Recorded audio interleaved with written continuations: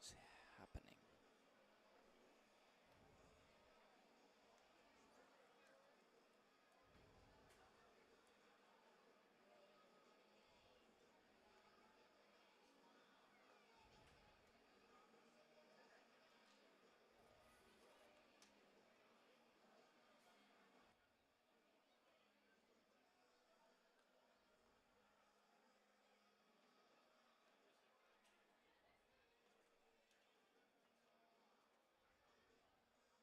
Check. Check 1 2. 1 2 3. 1 2 3. Rory Tettemer here for the Florence Y'alls. It's the best we've been. I'm sure we're live right now, so. Check, check, test, test, 1 2. Apologies to anyone listening. What do you say, everybody? Hello and welcome to Thomas More Stadium. It's Game 3 of the 3-game series between the Florence Y'alls and the Washington Wild Things. Florence sends Casey Bargo on the hill right now, warming up. We're in a little bit of a shotgun start. Rory Tettemer alongside Ben Hauer on the Frontier League Network, powered by HTN, as well as the Florence Y'alls radio network. You would not believe the hour that I have had running around here after the computer PC has gone down and we had to swap out a bunch of parts and a bunch of wires, and hopefully we are correctly routed right now. But if there was ever a time for us to not be on HTN, I would understand it right now in case you guys at home are having trouble finding it. We'll see. And Casey Bargo on the hill against Antonio Monroy for Washington. He'll be followed by Ben Rosengard and Anthony Mercado. First three due up for the Wild Things. Ben, how are you? I am doing outstanding today. I have not had quite the stressful last hour that you had, so I appreciate all the work that you've done. Oh, I appreciate your appreciation. Monroy, the lefty, 1 for 5 yesterday. His first pitch from Bargo misses inside. A 1-0 count underway here at 6:53. I was saying, Ben, if there was ever a day for us to start early, today would not have been that day. Nope. Start early. I mean, we haven't started on time yet this season. I know. And here we go a minute before the scheduled 6:54 start, but excited about this matchup. Florence desperately needs to avoid the sweep here just to get a little bit of momentum going forward, but Casey Bargo, it's been great his last few starts. Yeah, the Y'alls have already dropped the series you mentioned. We're just trying to stay away from getting swept. That one's in there for strike 1-1 to the lefty Monroy. Florence a 6-3 deficit yesterday after dropping 6-2 on Tuesday. The pitching, has done their job. Obviously, we saw a stellar performance from Nathan Lawson as a starter. There's a ground ball up the middle for the leadoff single from Monroy. Saw 9 Ks from Lawson across 6 innings of work. Really, limited the bats. It was just 2 home runs that were his lone blemishes. So 2 pitches that I'm sure he wishes he could have back were accounted for all 3 runs against him. Florence in a 3-3 tie in the 7th. They sent the ball to Nathan Darden, and he could not get out of the inning. 2/3 of an inning, 3 runs. The Y'alls offense did not battle and dropped 6-3 in Game 2 of the 3-game series to drop the series. First pitch to Rosengard. Fastball misses outside. A lot of series that you would, kind of tell yourself, hey, if we're only giving up a total of 13 runs in 2 games, you'd be pretty happy with that. 12. 12, that's right. 6 and 6. 1-0 is in there for a strike right down the heart of the plate at 91. 22-15 on the spin rate. It's not all that surprising, though. I mean, Washington is the best pitching staff in the Frontier League. I knew it was going to be a tough task. Casey Bargo, his last time out, 5 innings, 5 hits, 3 runs, 3 walks, and 3 Ks against Mississippi. 1-1. Misses outside. Had a little self-inflicted damage. That was, the real problem against Bargo there. That was a 4-3 loss for Florence. So, again, another spot where Florence obviously didn't do their job. The Y'alls are just on a slide in general. This is once a team 7 games over 500. Since that point, Florence is 6-12. 2-1, swing and a miss on the outer half, 2-2. Yeah, you knew there was going to be some point where you start to, have one of your worst stretches. And again, my challenge, the biggest thing for me is just how do you respond? I mean, there's always going to be points like that this season. as a starter this year for Florence. Bargo has worked to a 2-0 record and a 4.62 ERA. Overall on the season, including his outings with Brockton, which is where Florence acquired him, 6.59 ERA and a 2-1 record. Monroy dancing around at first, kick the 2-2 pitch. Ground ball, fielded on the backhand from Blomquist. Glove flip, bare hand, throw on to first is in time. What a flashy double play from Blomquist, and Baker up the middle. 4-6-3 wipes the bases clean. Yeah, that was a beautiful one. Brett Blomquist showing he could play just about any position. Played shortstop, got a lot of plays over at short yesterday. I don't even know if there was a need to do any of that, but they just showed out. Why not? Fans in attendance. Give the Thirsty Thursday fans a little bit to cheer for.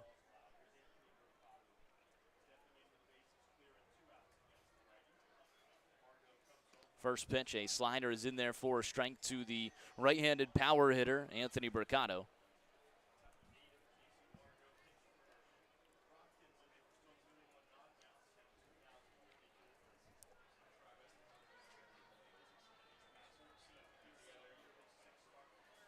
Kicks the 0-1, swing and a miss, top of the zone.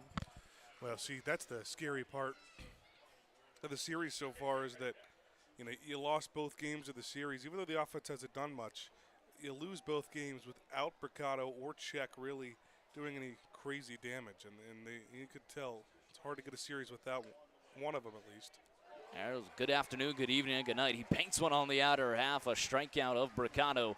1-2-3 unconventional frame for Casey Bargo. Heading to the bottom of the first. We're live on HTN. Happy to see you. Rory Tettemer alongside Ben Hauer. We'll catch you in the bottom of the first when we return on the Front Ceiling Network, powered by HTN.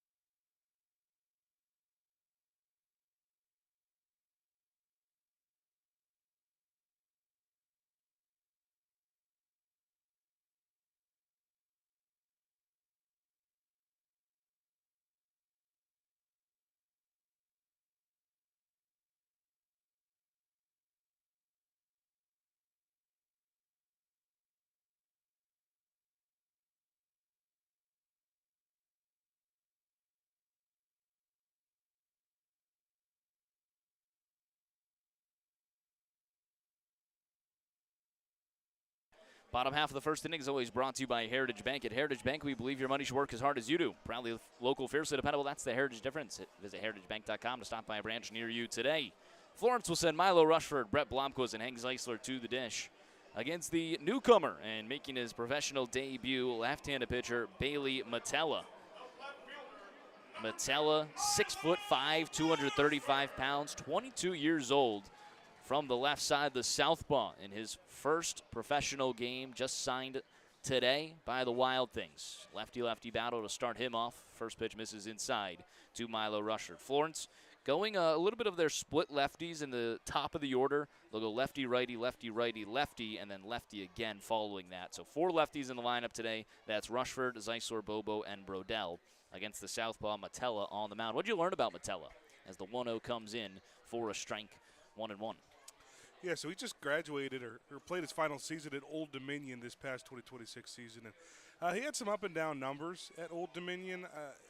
I think something you got to remember is, you know, you usually hear Old Dominion and think mid-major. On the baseball side of things, Sun Belt Conference is, Yeah, probably the fourth best conference in college baseball. So he didn't have his best numbers his senior year.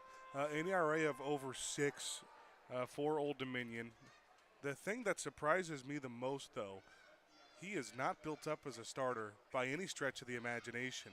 It makes me think maybe they're doing a little bit of a bullpen game. We'll see how much they want to trust Metella. But in 4 years at Old Dominion, Metella just had 2 starts in his career. Yeah, Kyle Dawson, the broadcaster for the Washington Wild Things. We're great. Was talking about last year when it was Luke McCullough who actually had made his debut against Florence, and Florence was able to hit him around in his professional debut, and he was hoping that it's not a similar situation here today. I was very opposite. I would love for that situation here. If I had to pick one, I think I would agree with you a little bit.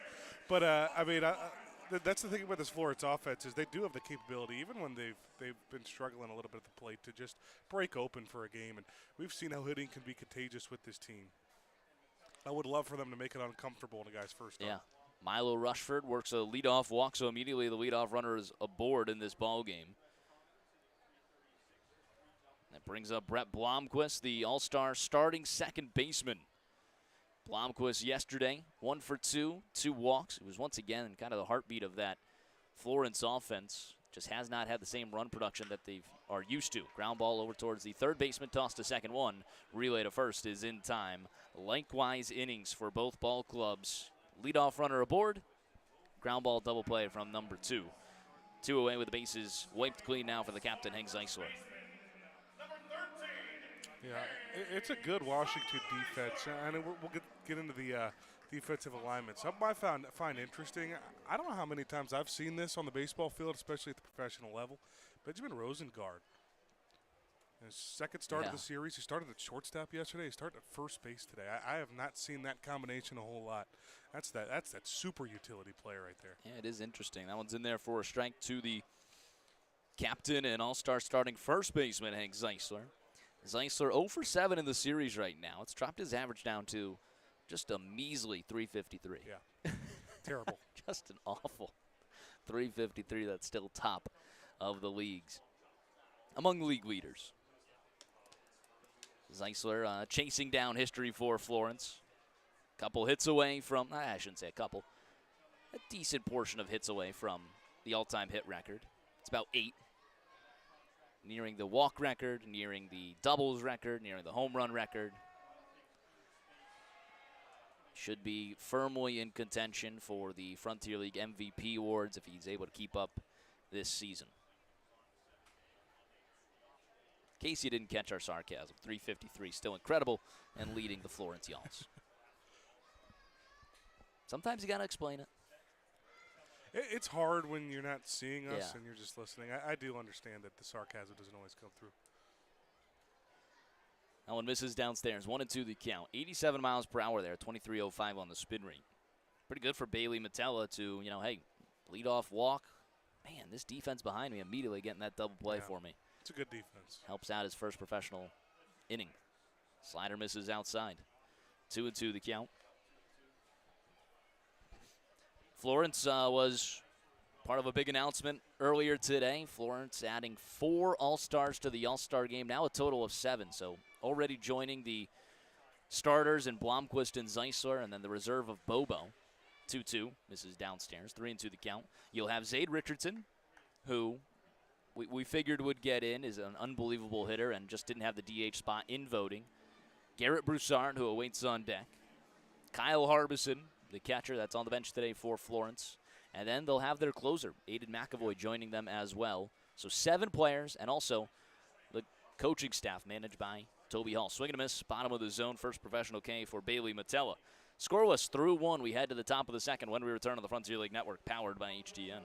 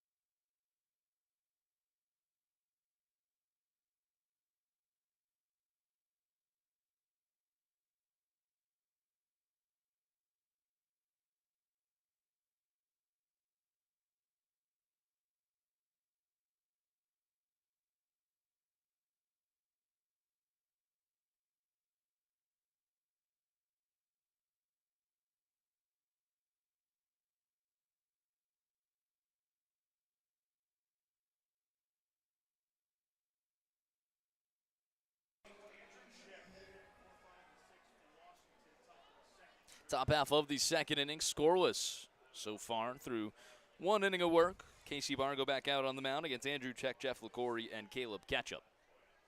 5 lefties in the lineup for Washington. That one's in there for a strike. Mirror images on the innings for both ball clubs. Start off with a leadoff runner aboard, ground ball double play on the second batter, and then a strikeout on the third. Unconventional 1-2-3 innings for Bargo and Metella. Now working with an 0-1 count to Check. He fouls it away 0-2. Ben, I got to tell you what, it is absolutely shocking to me that we are up and running right now on HTN. It has been a wild 2 hours to get this going. Just racing around. Had a few technical difficulties with our computer just all of a sudden not working. And trying to swap the parts and recalibrate a new processor. And out of everything, I cannot believe we're in here. College strike 3 on the outer half. Nice dot up there from Casey Bargo, 94, painting the zone. And that was right at that bottom part of that zone on trackpad. A really good location for Bargo. And nothing that a little bit of resiliency, some problem-solving skills, a little bit of elbow grease can't fix.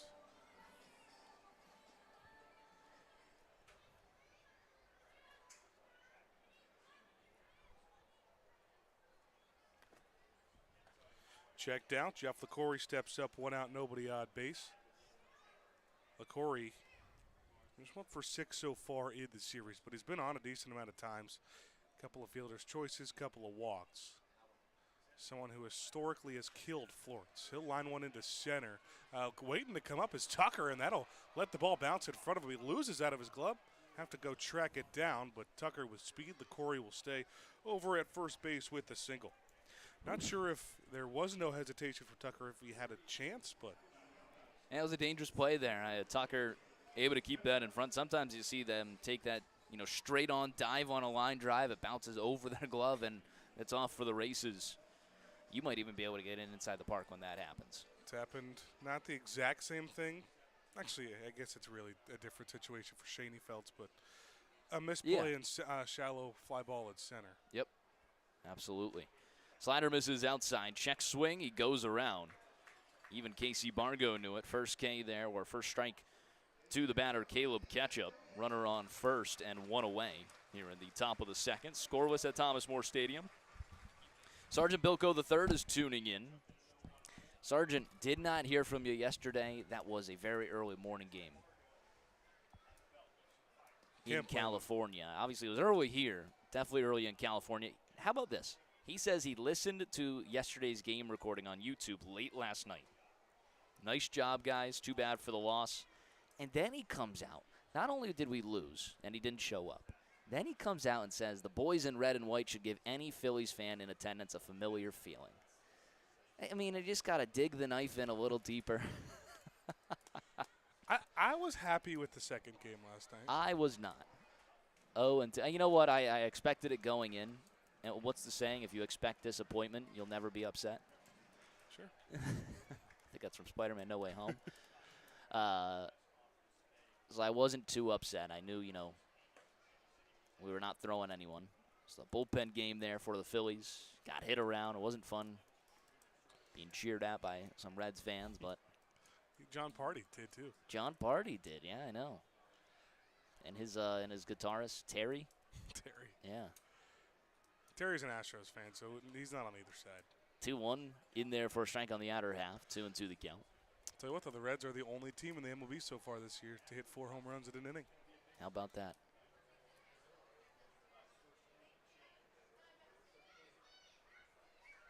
And we got Chick-fil-A out of it. And we got Chick-fil-A out of it. 2-2. Misses just a hair outside at 89. Good spot from. wanted to. Oh, he did. to.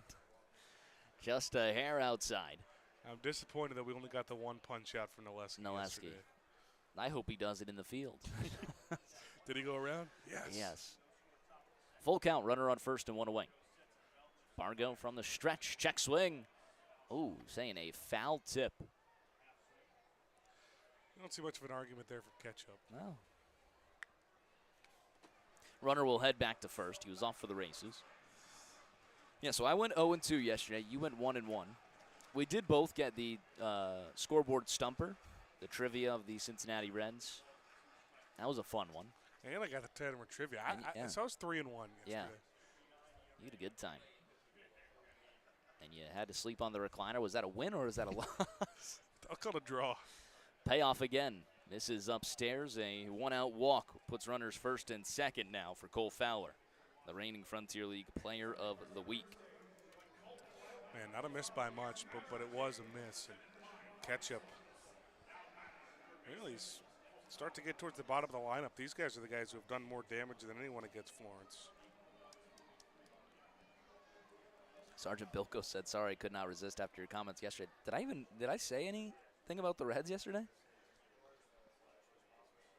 You mentioned that we were going to the game. I don't think you said anything negative.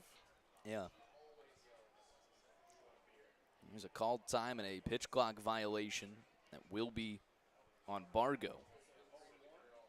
No, I believe that's on. I'm going to say it's on Fowler? Yeah. I can never tell which hand they're going with. No, he just said.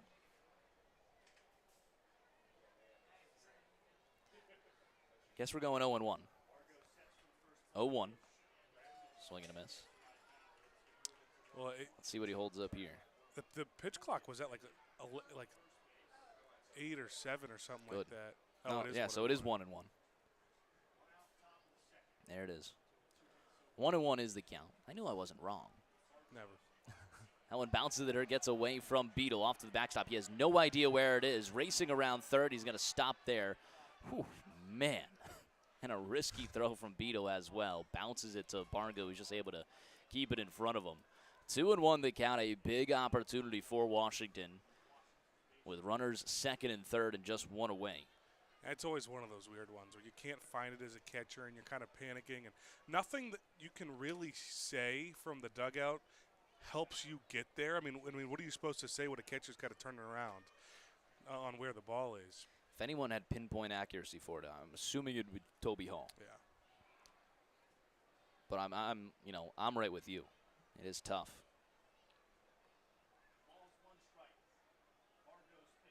2-1, swing and a miss. And it's tough, but what you have to do in that moment is you just have to slow down for half a second and look around for it. Yeah. I mean, you're trying to get it so fast that you're panicking and not really looking.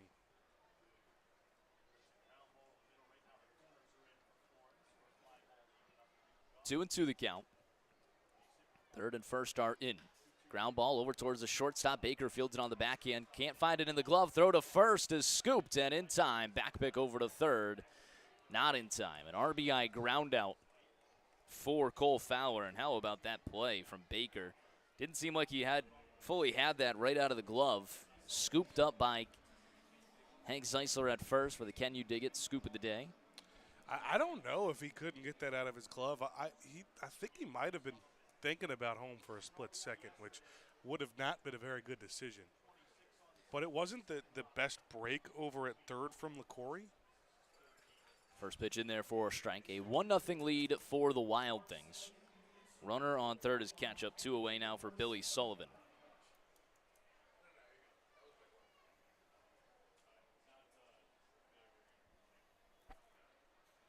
Oh, misses outside. A 1-1 count. Florence scored first yesterday. Could not come through. Y'all's even in the hit count 7-7 with Washington, but Washington got the big hit in 3 of them. The 1-1 grounds it foul. Looks like it hit off his chest after bouncing on the ground.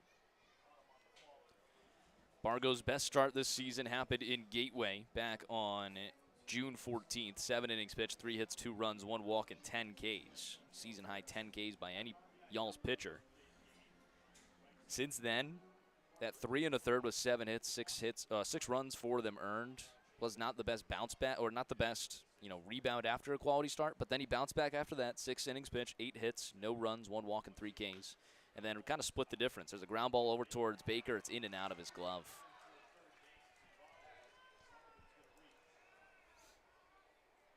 Can't control it. And that'll make it a 2-0. It looks like he almost lost his footing before we got that ball. slipped or something over at the shortstop position, but man, that's as untimely as it gets. So E6 on Billy Sullivan there to let him reach first. He takes off on the first pitch and misses upstairs. Throw down a second. Tag applied. It's in and out of the glove of Blomquist. That would have probably had him if he was able to hang on. Stolen base from Sullivan. Something about these Washington Wild Things runners just immediately finding something against Florence pitching. It's good base running. And Billy Sullivan's a catcher. Yeah, so Bricado was stealing 2 bases yesterday. It's like you don't expect those. But they're just aggressive. Bottom of the order, Kyle Edwards. That one bounces in the dirt. Edwards not in the lineup yesterday. Enters today hitting .215. 3 home runs, 23 RBIs.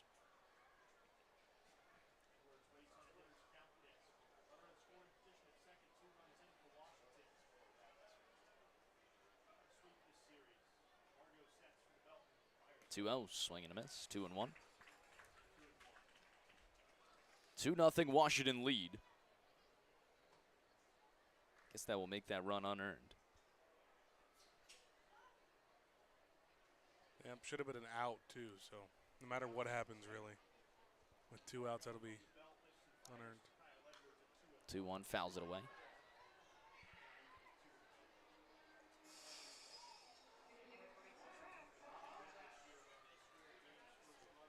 Now it's a straight-up defense for Florence. The All's in their white pinstripes, white with baby blue pinstripes. Washington staying in the black jerseys, gray pants, and black and red caps. Bargo's 2-2. Skied foul down the right field line over to the kid zone. Man, we said it a lot when New Jersey wasn't down, but God, wearing black jerseys in this weather just has to be tough. Certainly. You're just in the cream jersey today. You're Jersey Day. Thursday, always. Yeah.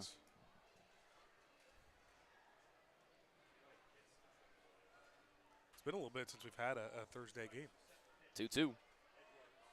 Misses just a hair outside. That was connecting on Trackman. 88 painted on the outer half. Really nice pitch from Casey Bargo. Makes it a full count with 2 away. Kirigak behind home plate. Did have a very tight zone the last time we saw him. He's gone outside the zone already. Here's the payoff. That one's cranked out towards left center field. That's going to send Brodell warning track to the wall, and it's off the scoreboard.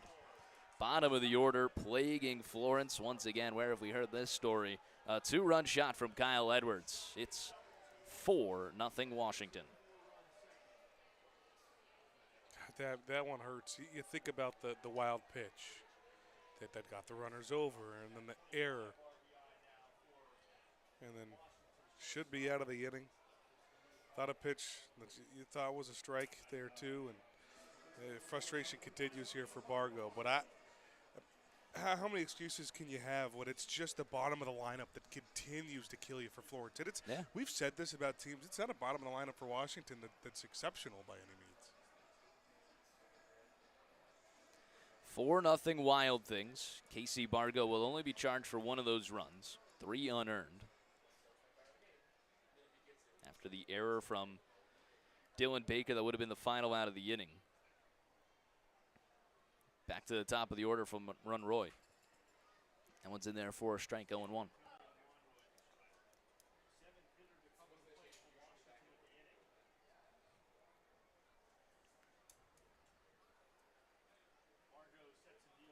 One skied out towards left field. Brodell moving back. He makes the grab to end the inning.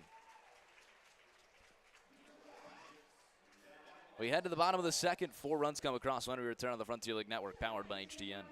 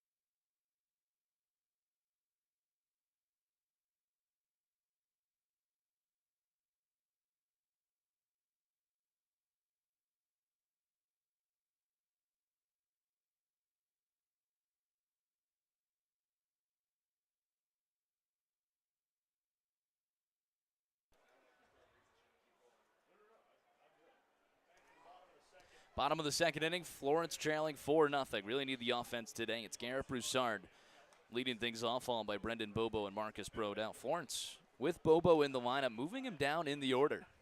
The all-star, I guess they're both all-stars now, Broussard and Bobo, 4 and 5 today. Marcus Brodell stays in the lineup as the designated hitter as the 6-hole.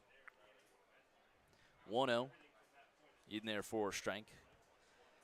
Really awesome for Garrett Broussard to get himself into this all-star game. Obviously a phenomenal season. 314 average, 1 for 4 yesterday.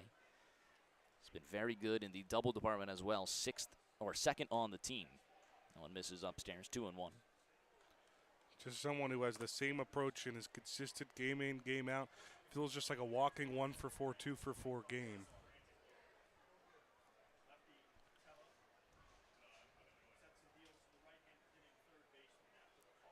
The 2-1 grounds it, foul down the third baseline. Sergeant Bilko was saying, no, you said you had 10 long years of Phillies to endure as a fan, just a bad period, as I mentioned. That was the thing I had said yesterday about the Reds game. It was a long 10. 2-2, missing outside, full count. To which that was when I applied Cry Me a River. Yeah. And you got the win. You got the win yesterday. Sure. So now you can cry me a river. Oh. It was a fun one yesterday, but it's going to be Uphill another battle. blowout series loss. No faith, huh? No. He's talking about the Reds. He's also going to come back in this game. Of course. Payoff pitch. Line drive into left field. That's going to drop for a base hit. Garrett Broussard gets the first hit of the day for Florence. Another leadoff runner aboard. That'll bring up Brendan Bobo. The power numbers have really decreased for Broussard, but the contact stays so consistent. And just another really good piece of hitting. Turned around on it early enough and pulled it to the left.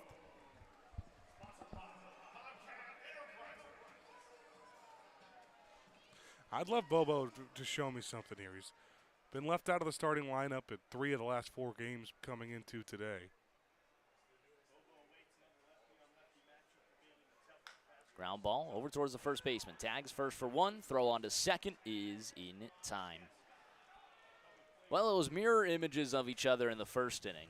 I was hoping Florence could come back and put up a 4 spot to keep that going. Instead, they go right back to their first inning formula. Leadoff runner aboard, grounded to a double play. It'll bring up Marcus Brodell with 2 outs and the base is empty. Yeah, Bobo's just still trying to figure it out a little bit at the plate. It's so, we don't say that because he's been terrible. The dude's still hitting 300. It's just the standard that Brendan Bobo plays with. First pitch to Brodell. In there for a strike.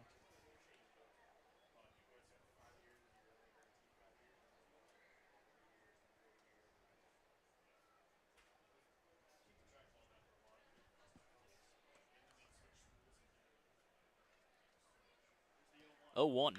As Brodell cranks one high and deep out towards right center field. Catch up, warning track to the wall. Solo. No doubt about it, Marcus Brodell. 436 on the distance, 103 off the bat. That makes this a 4-1 ball game.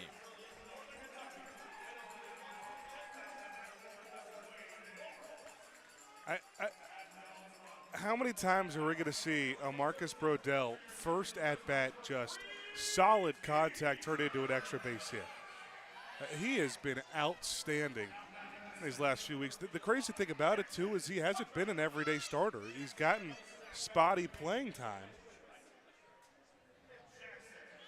But when he is in the starting lineup, he still produces every single time. He's not going to be that 300 hitter, but every time he does get a base hit, it's going to mean something. That one bounces downstairs to Jackson Tucker.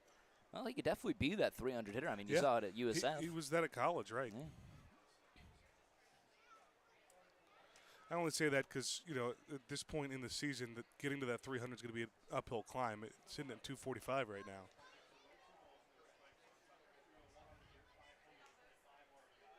Two 2-0 the count to Tucker. Tucker was 1 for 4 yesterday with a double and a run scored. Now hitting .301 on the season. That has fallen quite a bit. It has. Again, talked about it a little bit yesterday. I mean, the batting average, has fallen. Still at 300. His on-base percentage, though, is also really taking a drop. 2-0 the count. Had a little delay of game.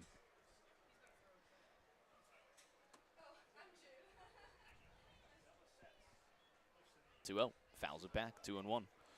I mean, you're just in a spot where a couple of base hits in the inning, one of them a no-doubt home run. You've put guys on base in each of the first 2 innings. On a guy who's making his first ever professional start, who was not a starter at any point in college. You have to make this guy want to not play baseball. Just keep him uncomfortable.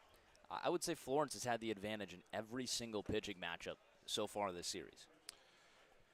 They did, and I 100% agree with you. And I think what makes that even more frustrating is you rarely get that against a team like Washington who has this good of a pitching staff.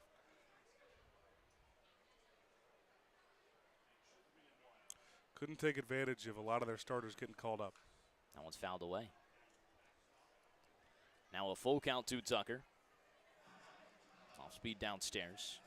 Washington pulls up Bailey Matella and hopes he can fill the spot of one of those starters that was called up to affiliated ball. Yeah, well, speaking with Kyle Dawson before the game, he was talking about Florence has 7 All-Stars. Maybe that's a homer pick just because we are the home team. But I was like, our entire offense could be the All-Star team. Yeah, look at the offensive stats. Yeah. I mean, it's. And, Washington doesn't have as many All-Stars because, their team is in affiliated ball. Payoff. That one's skied high out towards left field. Bricado working back. Warning track to the wall. He leaps back-to-back jacks for Florence. Jackson Tucker makes this a 4-2 ball game. It's that same exact spot as the last home run he hit here at Thomas More Stadium that was a walk-off in a crazy game against New Jersey. Just pulled one. Another pitch left at a tough spot there for the rookie.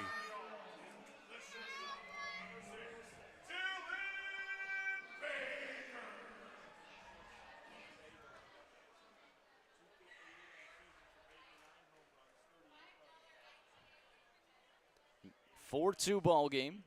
That one misses outside. This is where wouldn't you love for the Reds game to repeat itself a little bit from last night? Was that back-to-back-to-back? It was back-to-back-to-back, yeah. And Tanner Banks was a lefty as well. 1-0. Team from Cincinnati area playing a team from Pennsylvania. That's a very good point. Not that Philadelphia and Washington are anywhere close to each other. Oh, they're near Triadelphia in Washington, Pennsylvania. 1-1. That one's skied out towards center field. Catch up. Warning track. Has room. Makes the grab. Dylan Baker gave it a ride and gave us a little bit of hope. But Florence still puts up back-to-back home runs. Makes this game interesting. 4-2. Let's see if they can keep that offense going. And Casey Bargo looking for some more success in the top half of the third. When we return to the Frontier League Network, powered by HDN.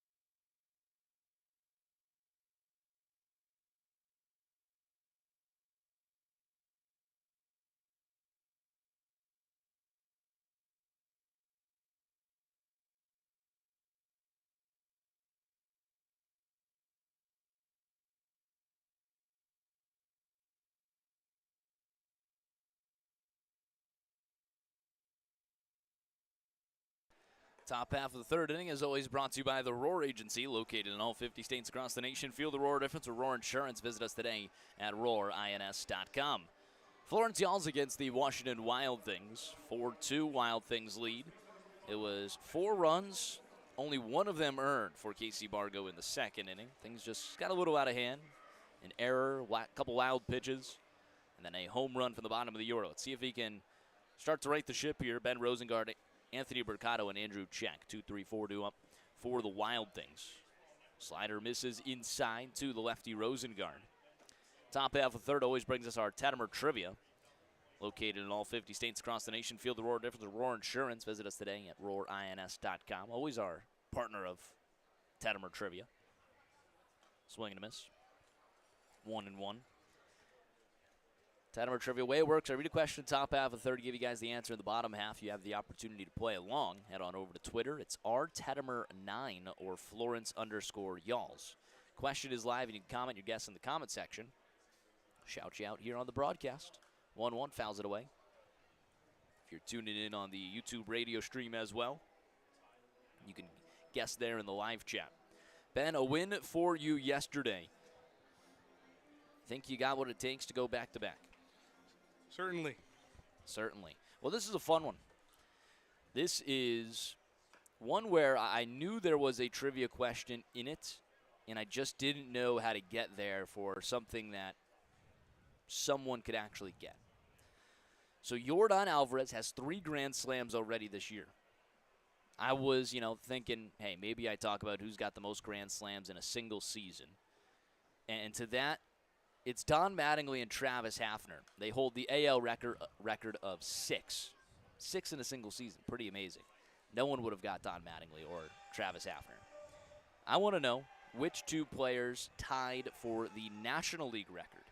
So it's NL, my hint, 1955 and 2009. Names that you would recognize. 1 and 2 the count here to lefty Rosengard. The pitch from Bargo misses upstairs.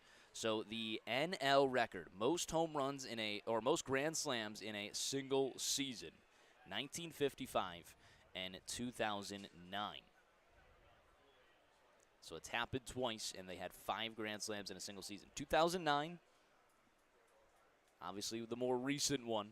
And then 1955, I would just think of, some Hall of Famers. Think of some great players. 2-2, all the way to the backstop. Now a full count. We played all the way back in 1955. I know that Frank Robinson did.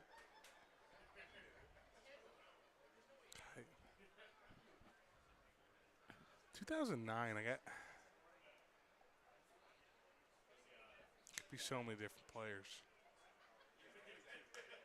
That one skied out towards left center field. Rushford is over there. He's called off by Tucker in the gap for out number 1. Let's take a look at that defense, because I did say Brodell in left field. It's been Rushford in left field, Tucker in center, Bobo in right, Broussard at third, Baker at short, Blomquist at second, Zeisler at first, and Beadle behind the plate.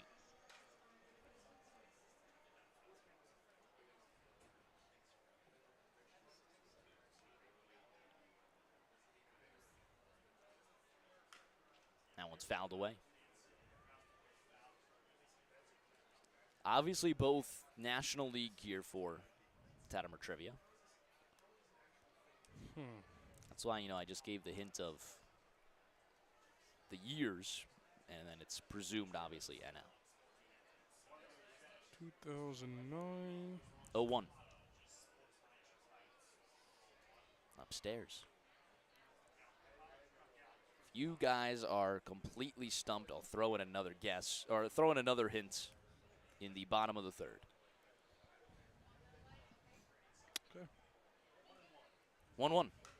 Skies it out towards center field. Tucker all the way to the warning track. He has room now in front. He comes in and makes the grab for a long fly out from Mercado. 2 away for Andrew Check. A couple of pretty good pitches there for Bargo. You could tell Washington's starting to get a little power hungry. Yeah, I feel like this game is honestly power hungry. Our last 5 in-play balls have been crushed. Yeah. All High flies. Now it's another guy with some power. Andrew Check up at the plate. 1-0 the count. Alex Gruberman from the Gateway Grizzlies press box. He says Kyle Dawson and TC Popcorn. We're currently in the booth with Kyle Dawson. Then TC Pop is the Schaumburg broadcaster. Now, what are you going to do when both of them are here for the All-Star game and we have Alex Gruberman guessing them on our Tettemer Trivia? They're either going to think it's really funny or be really confused. 2-0. Slider misses upstairs. 3-0 the count.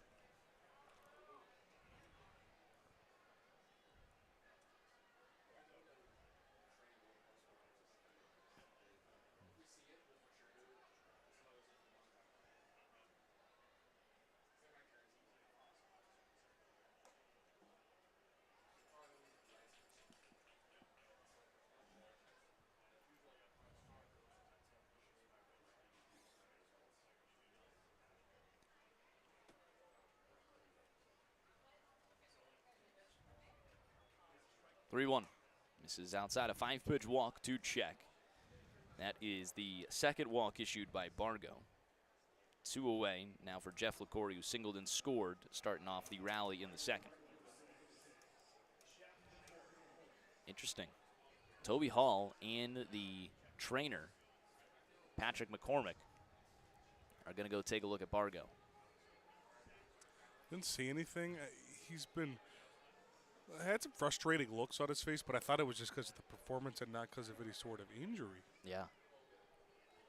Been kind of flexing his arm a little bit. An 89, on the fastball, that would be a few ticks lower than his actual fastball velo. Yeah. Huh. And Patrick McCormick rocking a nice new haircut. I believe everyone got the haircut on the same day by Hank Zeisler's friend. Now, I don't know if this would be his official name, but on Instagram it goes by Bubba Cuts. Cool name. You didn't go? I did not go. I don't need a low taper fade or mullet of any sort. I think you could rock it. You'll never find that one.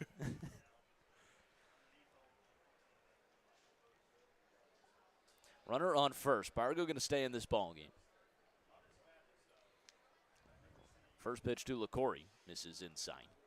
82 there from Bargo. It's got to stick in the back of your mind, though, that you feel like something could be wrong, even if the trainer gives you the okay. Yeah. You know what's shocking is to go right to a off speed after some arm trouble. 1-0.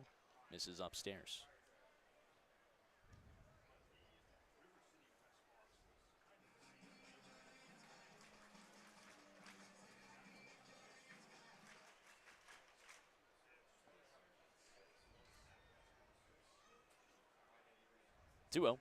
That one's cranked out towards right field. Bobo is going back. He leaps. And he hangs on for the grab. Brendan Bobo. What a play, banging into the wall. And that will end the inning as everyone is just holding their breath, hoping that Bobo is okay. And he's back to his feet, walking in. Wow. What a play from the All-Star, Brendan Bobo. That was spectacular. And it looked like he's given the all okay signal, but that was scary for a second. But that'll help Bargo out a lot. Heading to the bottom of the third when we return on the Frontier League Network, powered by HDN.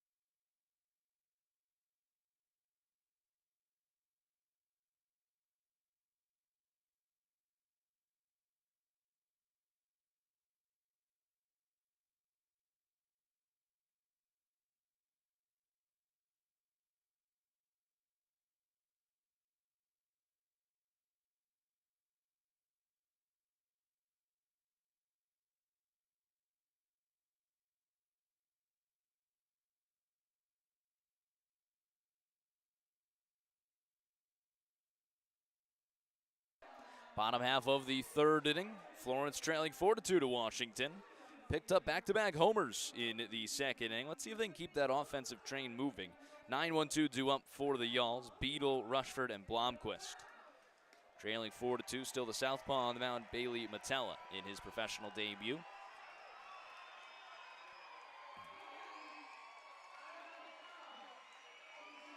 Still playing Tettemer trivia in the inning. We've seen a lot of these games where Florence goes down by that 3, 4, 5-run deficit early on, and they do a good job of chipping away, not feeling like they need to do it all at once. But 2 back-to-back home runs, I mean, that's really all it takes to feel like you have a chance. Zach Beadle will get his first at-bat of the day. Florence with 3 hits so far, even in the hit column, but trailing 4-2. That one misses inside. 1-0 the count. Beadle got the start yesterday, 2 for 4, now hitting .284 on the season. Now that is a start over the all-star in Kyle Harbison. Yeah. You got 2 catchers hitting .284 and over 300, that'll play. One's in there for a strike. We've seen them go back and forth on their starts because they've been so even, and now it's Beadle getting that back-to-back start.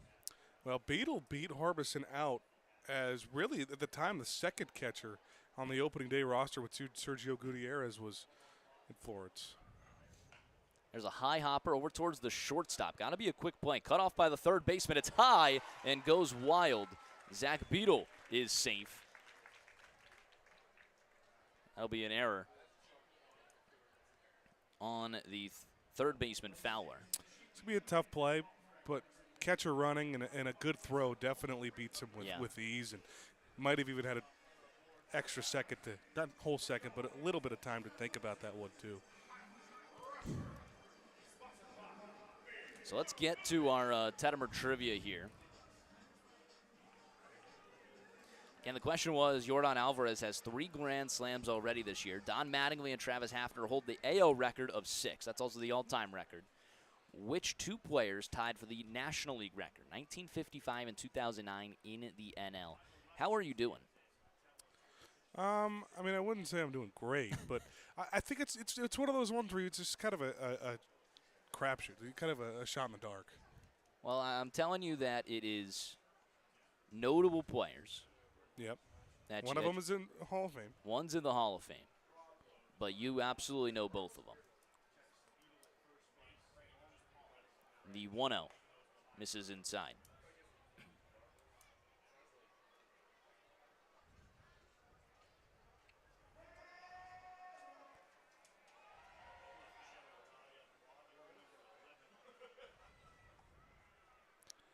And I feel like the NL, I just got to go like Hank Aaron or something. Be around that time for the 55 guess. That one misses inside. A 3-0 count to Rushford. That was my 2009, actually. What do you got going on 2009? Could be flurry of guys. I don't know why somebody like Matt Kemp came to mind first. Start reading the guesses with 1 away. 3-0.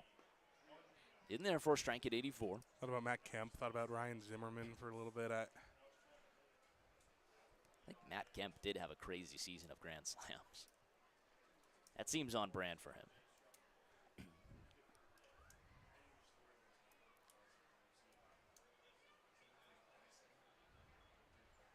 3-1. Misses inside. Second walk of the day for Rushford. Florence in business. Yeah. Runners first and second and nobody out. How will they respond? Brett Blomquist, who grounded into a double play. His last time up 5-4-3. And a few All-Stars coming up too in this spot.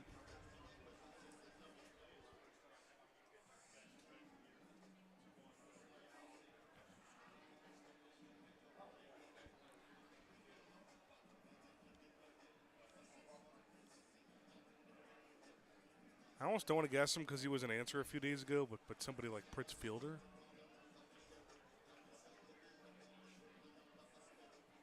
Ryan Braun. Now Ryan Braun is an interesting one. Both would fit the non-Hall of Fame bid. I feel like Ryan Braun had a season like that. We were talking about Ryan Braun the other day. Oh, that was because we were talking about most homers against the Reds in Great American Ballpark. Yes, that was literally yesterday. That was yesterday, yeah. Yeah, it's been a long week. Look over at second from Metella. Good hold. First pitch to Blomquist. He shows bunt, and it gets away from the catcher. How about that? A free job. Blomquist was going to do a sacrifice. The ball gets away, and Florence has runners second and third, and nobody out. Now the job switches. Base hit, or at least a fly ball in the air. You get yourself a sacrifice fly. Yeah, I think it's a pass ball, too. You got to give that. I mean, that was not too far out of the zone to handle for Sullivan. Still nobody out in the inning, so you can get your guesses in for Tettemer Trivia. We got some good ones rolling through.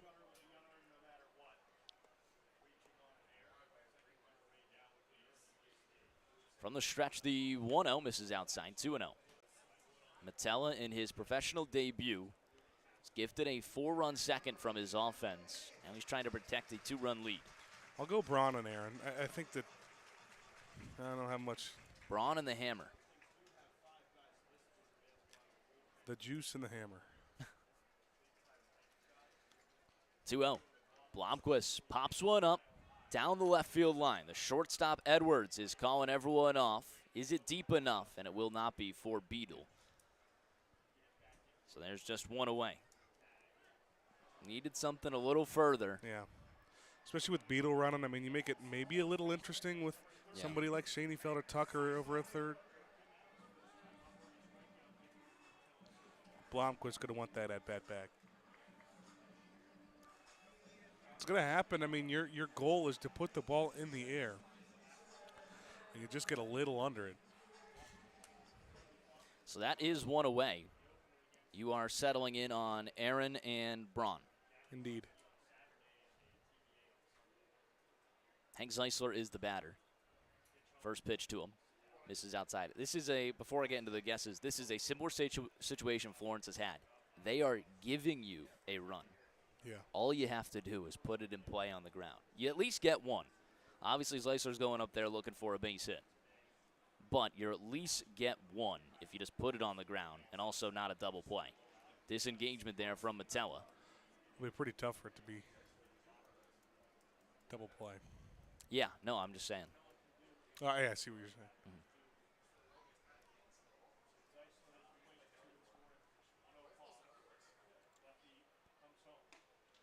Fastball in there for a strike. Did connect on the inner half. So for our guesses, Rich Tettemer started us off with Willie Mays and Albert Pujols. Carter Cousins chimed in. He said Ryan Braun and Stan Musial. Over on Twitter, we had, obviously, Kyle Dawson and TC Popcorn. 1-1, ground ball right side. That should do a job. Second baseman fields it. Throw on to first is in time. A bang-bang play. RBI ground out 4-3 on the put-away of Zeisler. But he does do a job. Yeah, I did exactly what you told him to do. And I think right now in a two-run game, you don't hate it. Yeah. If you go out of this, having runners out second and third and nobody out, maybe you're a little frustrated if it only ends up being the one run you get. But for the time being, you'll take it. That'll bring up Garrett Broussard, who singled his last time up. Runner on third is Rushford, so now with two away. The other guests we had, Ryan Howard and Eddie Matthews. Nothing coming through on our Florence Y'all's radio network. Ryan Howard and Eddie Matthews was the Florence Y'all's analytics team. So Willie Mays, Albert Pujols, Ryan Howard, Eddie Matthews, and Ryan Braun and Stan Musial have been the guesses so far. Oh, plus yours with the hammer. So I can tell you we have partial credit in the chat. No one got both. And now, I don't know if I want to give that extra hint to see if you guys could go to it. Would you change your answer? Obviously, you'll change your answer here, but NL Central. NL Central. I would not change my answer. For both. Now you would change your answer for Now I would Frank change Aaron. my answer. NL Central for both. Could be Braun, could be Pujols. Was there any other NL Central guesses? I don't think so. Carter Cousins went down through a list. You know, he was guessing Joey Votto, Andrew McCutcheon. But his first guess was Braun and Musial.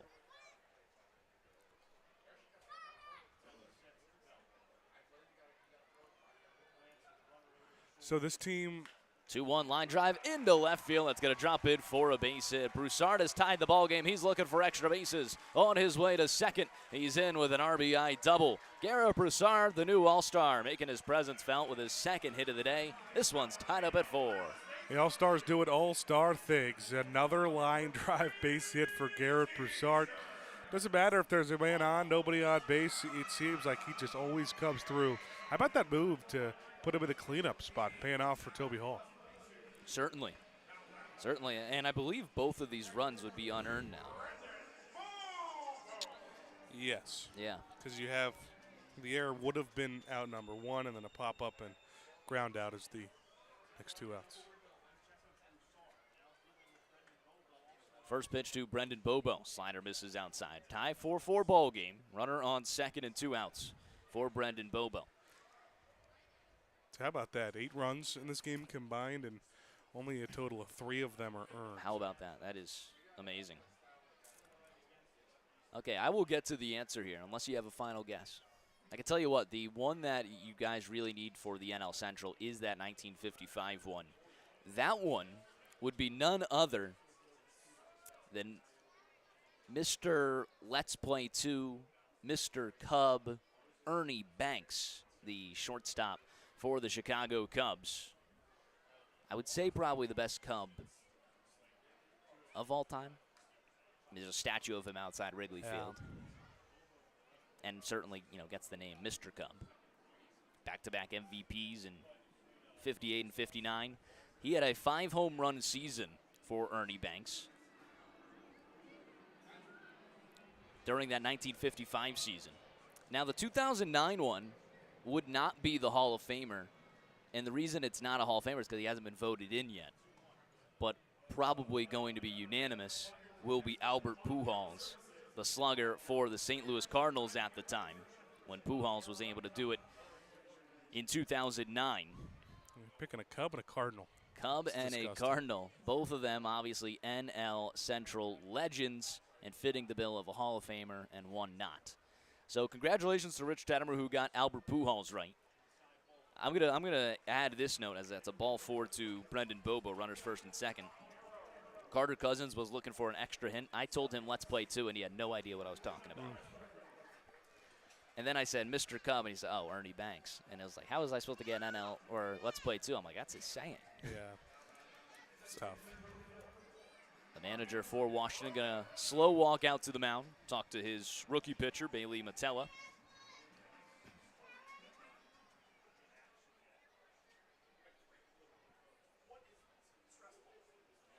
Marcus Brodell is the batter. Runners first and second and 2 away. Brodell with a home run his last time up. 4-4 ball game here. You do have to remember, Washington used both of the wins so far. They used some high leverage arms out of the bullpen. Might affect things today. And in both games. You know, they used the same guys in both games. We are still yet to see Britt Costura, Shuto Okamura. Have we seen Michael Hanlon? I don't think so. I don't think that would be the last person we haven't seen. So it is the lefty Matella staying out there. I don't see anyone throwing in the bullpen for Washington. So it should be his inning right now.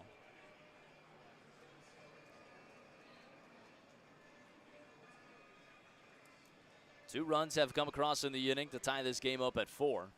Marcus Brodell hoping to give Florence the lead.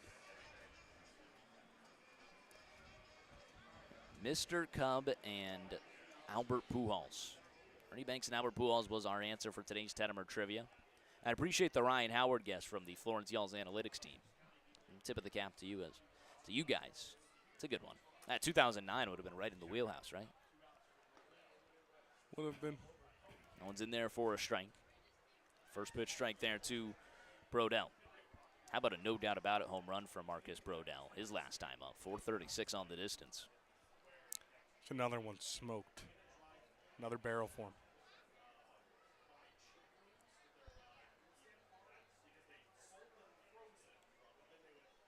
0-1. Misses downstairs. My dad had a great story about interviewing Ernie Banks back at a golf tournament, I believe. And he prompted him to, adjust the saying. And Ernie Banks said, "Let's play 36." It was 36 holes of golf. And I thought that was a great interview story. That's 1-1. awesome. Off speed in there for a strike on the outer half. Did miss by about an inch. Didn't ask him how many Grand Slams he hit in his most season. If he can go back and do it again, I'm sure he would. My son's going to ask me in a few years how many slams he had in 1955. Look at second. 1-2 to Brodell. Swing and a miss on the sweeper. Stays in the glove of the catcher Sullivan. Florence picks up 2 runs but strands 2 aboard. We head to the top of the 4th, a 4-4 ball game when we return on the Frontier League Network, powered by HDN.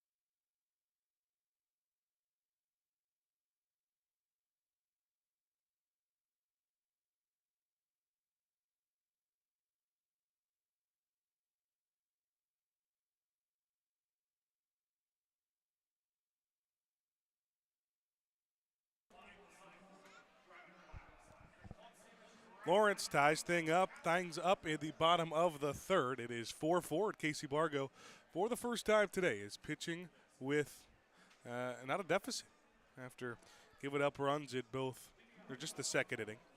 4-run spot for Washington. A little bit of injury trouble. He had a visit in the middle of the top of the 3rd inning, and everything looked all good.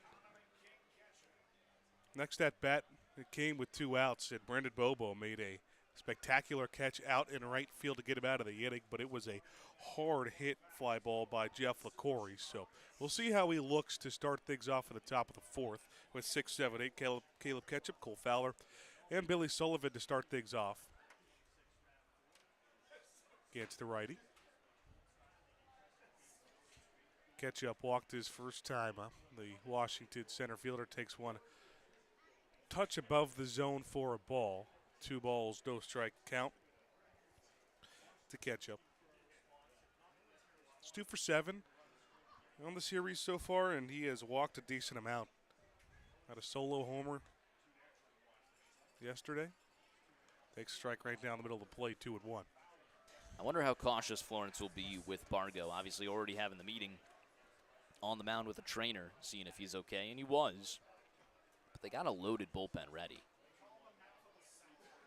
Have not had to use many relievers in the series. Shocking as that is, still dropping both games. They got good starts and then just, fell late and didn't get the offense they needed. 3-1 pitch is low. A 5-pitch walk to start things off for Ketchup, but you're right. And yesterday it was just one poor relief appearance that really was the reason. And it's someone that you usually get really good stuff from, and Nate Darden. Decent amount of guys have pitched this series, but not for long. You think about somebody like Max Whitesell, should be available again today. Yeah. One on, nobody out for today's beer batter. The game always brought to you by Party Source. Ball's going to get by Beetle. Pass ball for the Florence catcher. We've actually now seen the pass ball for each of the catchers today. And Ketchup gets over to second. That's the beer batter, though. Party Source is your one-stop destination for all things celebration. Visit them today at 95 Riviera Drive, Bellevue, Kentucky.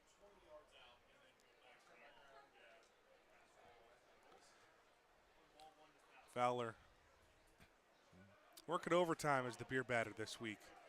All 3 games he has hit 7th. He has started at third base for Washington in this series. Goes after a breaking ball.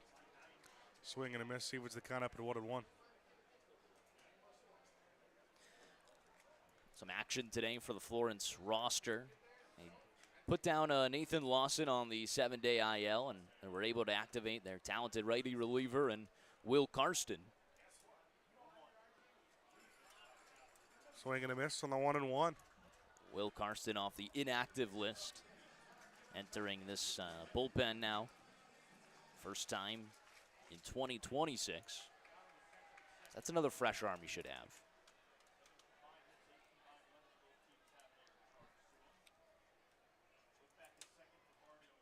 1-2 out of the stretch in the dirt. Yeah, early in the season, you could kind of see that IL spots, the 6 spots you have filled up early in the year. Think about guys who you expected to get some decent amount of stuff from, like Carter Hines, Seth Maddox, Will Karsten, Jet Lotus, who was just on the inactive list. Grounder to the right side, right at Blomquist.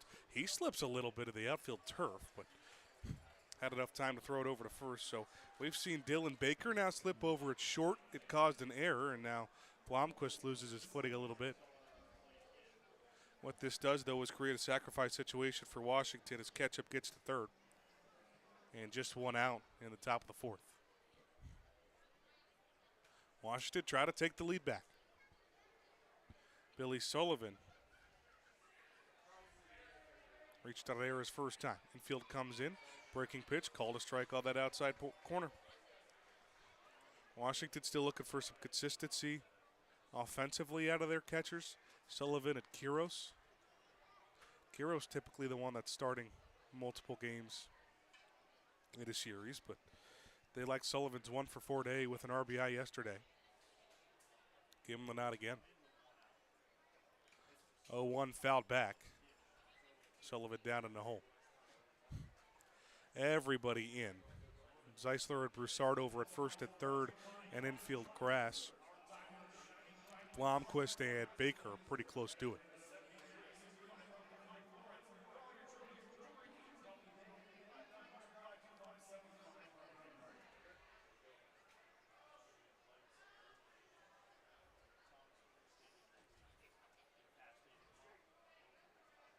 Oh, 2 pitch. This one's hit it a shallow right. Brendan Bobo first went up. Now comes back a little bit. He's going to have a throw at the plate as Ketchup comes home and will score with these. Washington takes the lead back on a sac fly from Billy Sullivan. It's 5-4 Wild Things. Yeah, we knew that was, not gonna be too shallow for Washington to go. I think you could put one on the infield. They might still challenge these Florence defense. They, like I said in the series opener, they're just not afraid of any Florence arms out there. It's got to be a good feeling for them to have. How much does that pass ball mean now as Kyle Edwards, the 9-hole man, steps up to the plate? Watches a ball go by outside. Well, Edwards had himself a no-doubter just below that scoreboard his first time up back in the 2nd inning. That put Washington up 4-0. Goes after a fastball high, 1-1. Bargo's been throwing that high cheese. His fastball velocity we were worried about with the errors ticked down a little bit. It's starting to work its way back up. That was 91 and a really good spot for him.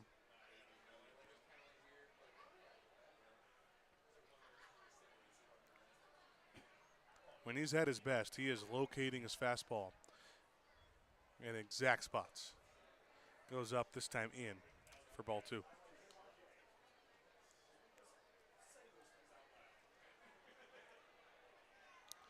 Florence trying to avoid the sweep. They have yet to be swept here at home this season. Their last home series before this one, Evansville, that was the first time they even lost a series at home. Pitch clock violation on Bargo. It's second of the game, and this count's going to go to 3-1 on just 3 pitches.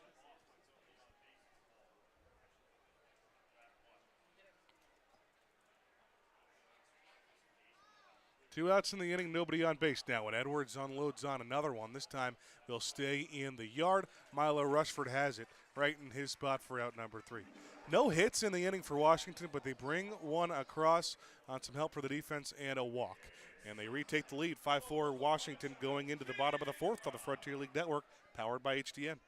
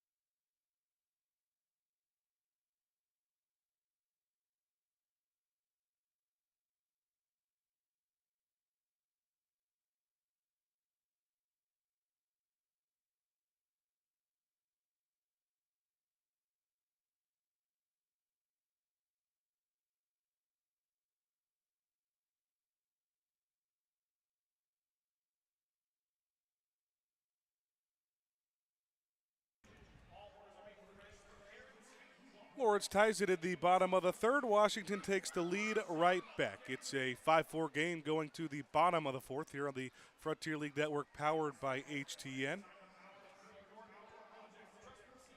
It is the 4th inning of work here for Bailey Metella. Florence has not seen a ton of lefty starting pitchers, but Metella, they have seen him pretty well today with 2 runs in the 2nd on a Marcus Brodell lefty on lefty crime. That was a solo shot. Back-to-back, Jackson Tucker followed it up. And then a couple of runs an inning ago in the 3rd. Washington in town for the first time this season. This will be one of the many teams that Florence plays a total of 12 times on the year. Of course, everybody in your division, and a few teams over in the West Division as well.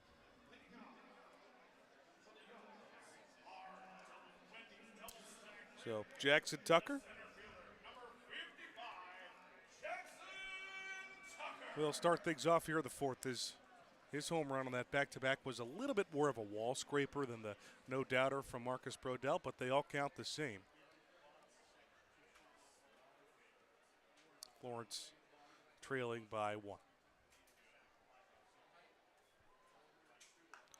Takes the first pitch and jams it at a shallow left center, and this is going to drop it for the catch-up. Take a weird hop, it gets by him. Tucker around first, he's thinking 3. He will stop halfway between 2nd and 3rd as LaCorey went to go help him out. A leadoff double for Jackson Tucker, and how about that? He was your double stack batter of the game. Everybody will go home today with the double stack. Of course, your double stack batter thanks to Wendy's. Wendy's delivers high quality food transparently. Grab a juicy double stack today at your local Wendy's. Dylan Baker with a game tying run in scoring position and nobody out.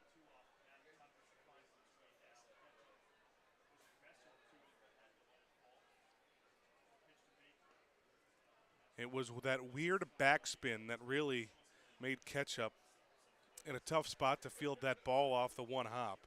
We've seen it a little bit on this turf. When you get a jam shot like that from Tucker, that ball just gets a ton of spin. Baker flied out to center his first time up.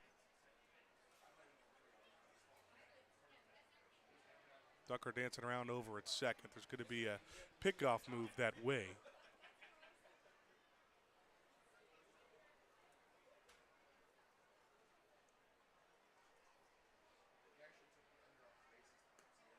Swing and a miss on the 1-0. Baker's been extremely aggressive at the plate these last few games. 6 of his 8 home runs on the season. Check that, 6 of his 9 have all come at Gateway. Slider that can't catch a piece of that inside corner. Really good take by Baker. Well, I'll reiterate it. Metella is not a guy who's really built up as a starter. Only 2 starts in his 4-year career at Old Dominion in the Sun Belt Conference. He'll make it 3-1 here on a pitch outside to Baker. Washington scrambling to find some starting pitching. In a spot where, again, they've been scrambling, that done a really good job still winning games while they really haven't had a 5-man rotation set in place for a little bit of time. 3-1 pitch is a grounder, picked up on a short hop by Fowler. Tucker stays put at second. Fowler throws across the diamond to retire Baker and keep Tucker put at second. Nice play over by Fowler. Kind of an in-betweener.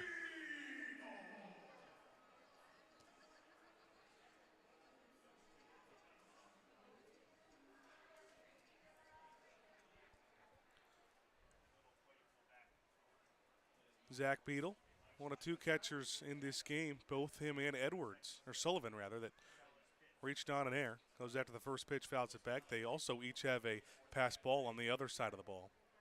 Still a man at scoring position.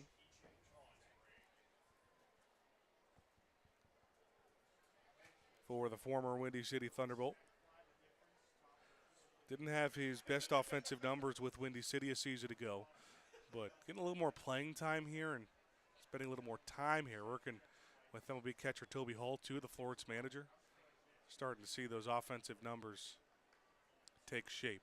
Way out in front of that breaking ball. Swing and a miss.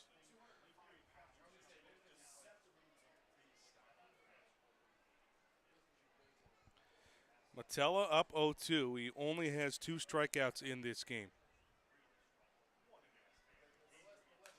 This ball up and away. 3 1/3 innings of work for him so far. Florence is out hitting Washington 5-3.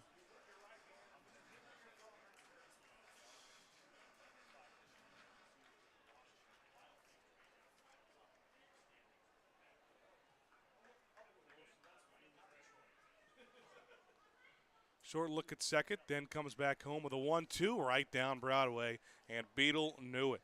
Sat down on strikes for the first time today. 3rd strikeout for Metella. 2 down now in the 4th. A little bit of a weird play there from Monroy coming up to take the ball. But Florence fails to get the runner over in the first 2 at-bats after a leadoff double from Jackson Tucker. Milo Rushford's going to try to do it himself with the Ulls trailing by 1.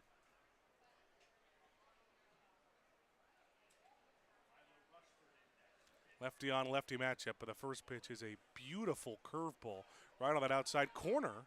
And again, a bad throw from Sullivan back to the pitcher. Now, it did actually hit Metella's glove, but he had to range very far off the mound to even get his glove on that.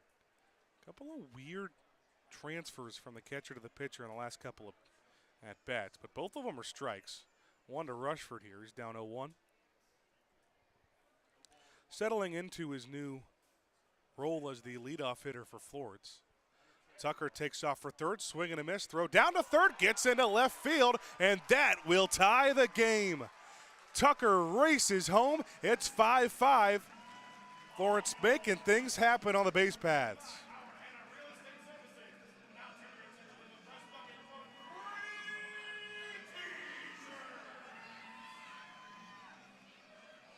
Well, as that one stands right now, another unearned run in this game. I want to say for Washington, but we've seen it on both sides. Yeah, those errors are always brought to you by GP Editing. Awkward swing for Rushford. He's got an 0-2 count here. And another really low throw that brought Metella off the mound from Sullivan. And honestly, what you're seeing here is Sullivan's having a hard time throwing the ball anywhere. What Tucker does is he realizes that he's out of sorts a little bit with just throwing the ball back to the mound. So he says, let's see what he can do on a throw back to third base. Bouncer over to the first base side, and Metella does not get to the bag in time. Milo Rushford beats it out. He reaches for the third time today. And Florence keeps this inning alive, again doing it with some speed. Going to go as a hit. Oh, yeah. Just using the legs, beating that down. Really good. 5-5 tie. Now a man on first, and you get to the all-star starter, Brett Blomquist.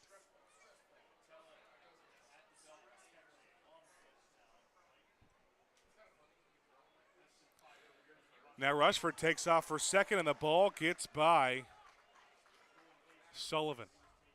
Well, he is having a really tough time. I have to take a look at that again. My initial thought says wild pitch, but still maybe a play that Sullivan thinks he should make. Nonetheless, Rushford up to second base. And now a go-ahead run in scoring position for Florence. Blomquist, not somebody with the most plate appearances on this team. He's got 33 RBIs, though.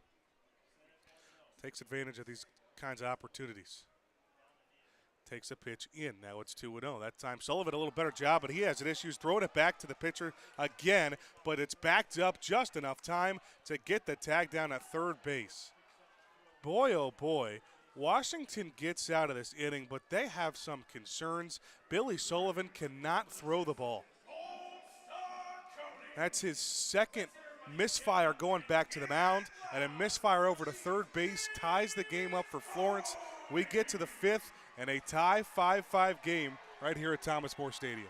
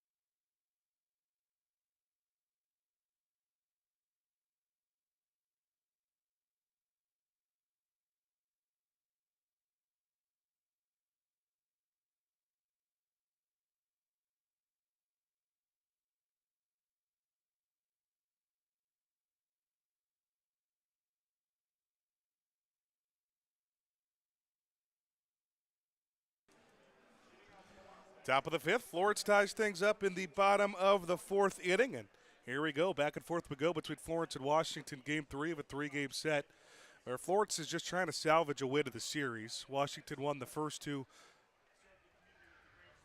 by scores of 6-2 and 6-3 on Tuesday and Wednesday, respectively. Casey Bargo back out to the bump for now his fifth inning of work.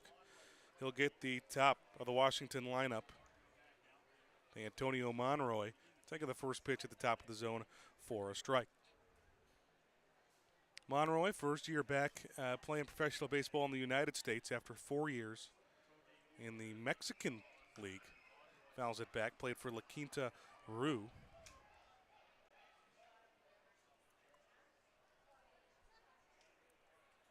First time facing Bargo on the season.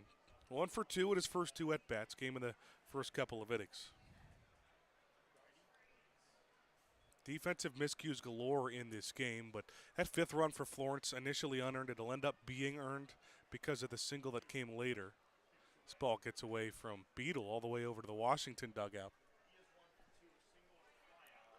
The question is what happens with Billy Sullivan the rest of the way. A couple of miscues throwing the ball back to the pitcher, and an error on a stolen base attempt. Throw to third base that scored a run. Bargo throws low, even the count up at 2 balls, 2 strikes.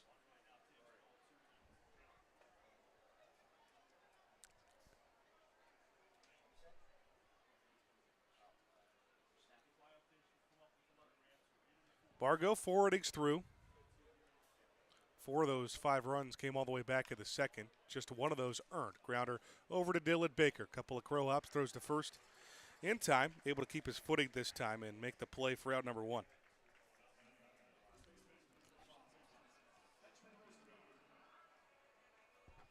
And it'll bring up Benjamin Rosengard. Talk about the defensive versatility of Rosengard. 2 starts in this series. Started at shortstop yesterday, at first base today. It's not a combo you see a whole lot.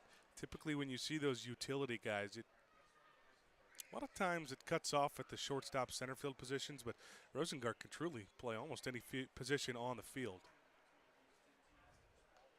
First pitch low to the Washington first baseman.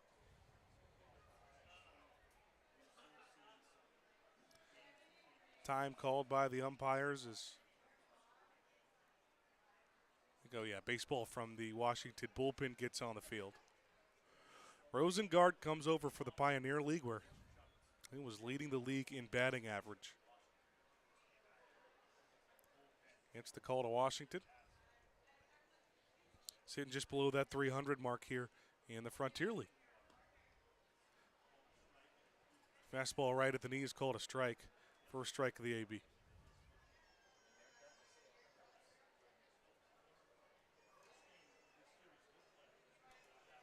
Florence does have action in their bullpen. That's Travis Phelps warming up out there.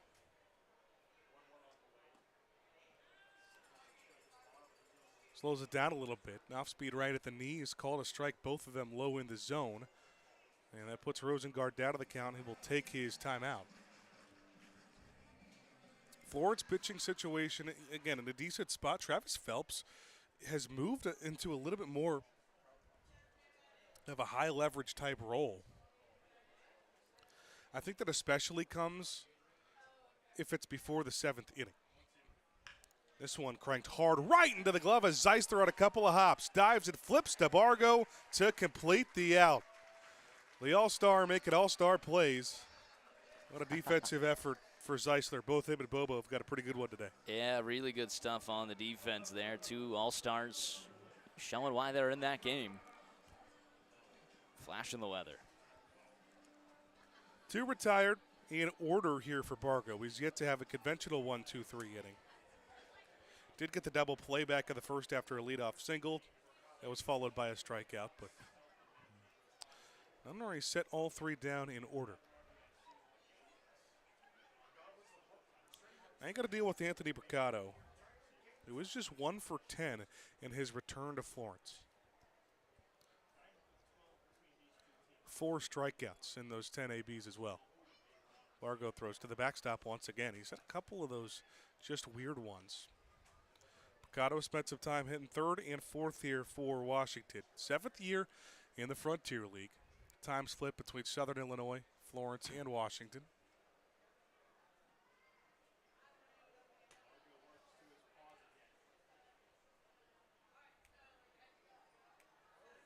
And time called right before Bargo throws the pitch.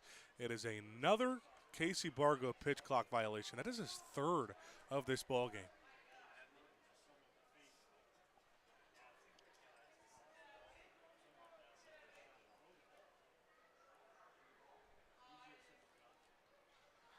Just one pitch in. It's now a 2-0 count on the righty power hitter.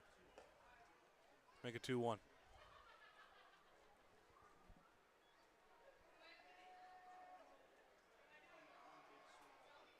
Phelps warming up. Logan Jones and Nathan Darden have both pitched in this series. Darden probably not coming back through a lot of pitches yesterday as Bricado gets a hold of one deep to left, and Rushford will have no room to track that one down. Bricado's return to Florence, a solo shot that gives them the lead in a potential series sweep clinching game. Well, he said it. Not a matter of if, it's just when for Bricado. And also this guy at the plate, Andrew Check. But Bricado's had a few of those homers over that left field fence here at Thomas More Stadium. No doubt about it. Loves hitting here at Thomas More Stadium, and couldn't contain him for so long. It's 6-5 Washington. Andrew Check to the plate. That gave with 2 outs. We'll keep going back and forth. First pitch up and in a little bit to Check. Washington took a 4-0 lead back in the second. Florence stayed in the game with 2 of their own at the bottom of the second, tied it up at 4 at the bottom of the third. Since then, each half frame has seen 1 run. Washington goes up 4-3, or 5-4. Florence ties at 5-5, and now a 6-5 lead for Washington with 1 here in the top of the 5th inning. 1-1 count on the big first baseman who's getting the day off in the field today, designated hitter for the evening, Andrew Check.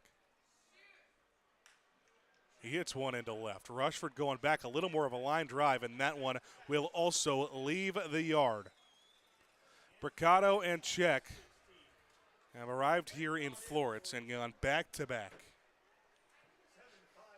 Bricado takes the team lead at 16 home runs. Andrew Check says, wait a minute, not without me. He gets his 16th of the season, and that is RBI number 60 of the year for the Washington first baseman. When, not if. I mentioned it in the pregame. You lost 2 games of the series without Bricado or Check doing virtually anything. And Toby Hall makes his way out to the mound to chat with Casey Bargo. Travis Phelps probably more than warm in the bullpen right now. And they will make that move. That'll be it for Bargo. Almost gets out of the 5th clean. 2 quick outs, and then Anthony Bricado and Andrew Check go back-to-back. It's 7-5 Washington right here on the Frontier League Network, powered by HTN.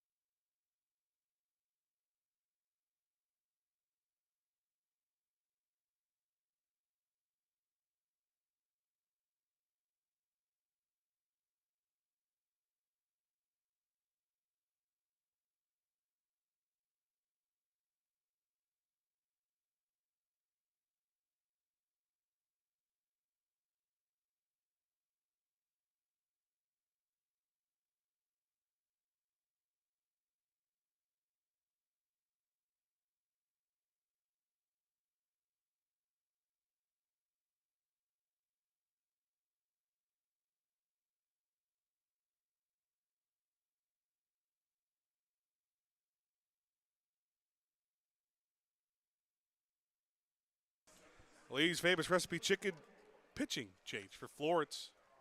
With a new wing coming into the game, you could pick up the best wings of the tri-state area today at Lee's famous recipe chicken. First man out of the bullpen today for the Yalls is Travis Phelps, the 6'4" right-hander.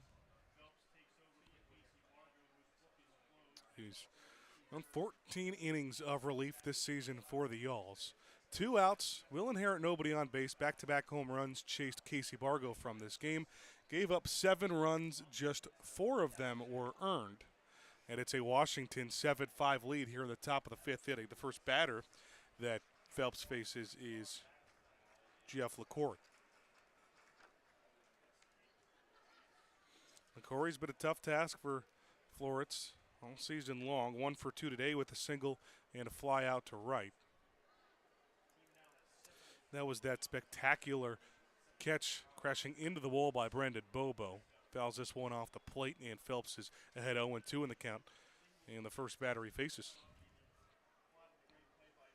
Phelps been pretty good the last few times he's been out. He went 3 innings, which is his longest of the year down in Mississippi, giving up just 1 run. Before that appearance, 3 straight scoreless for the Florence righty. 0-2, fastball out and away. Pretty nice bounce back after his limited time with Florence a season ago.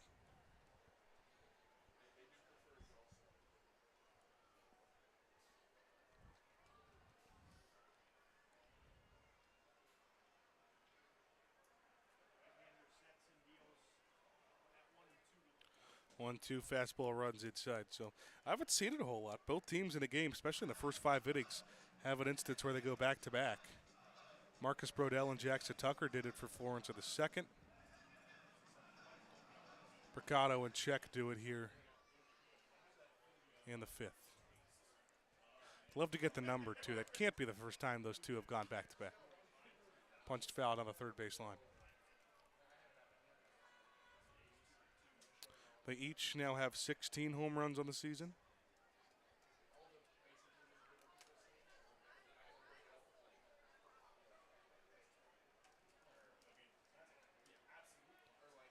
Two with 2 count with 2 outs here on the Corey.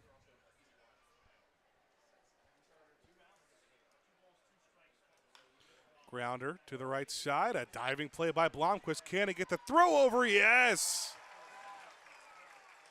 Well, that's 3 Yalls All-Stars making spectacular defensive plays in this game, and it gets Phelps out of the 5th. We're halfway home. Florence defense on display. And trail by 2, though, going to the bottom of the 5th of the Frontier League Network, powered by HTN.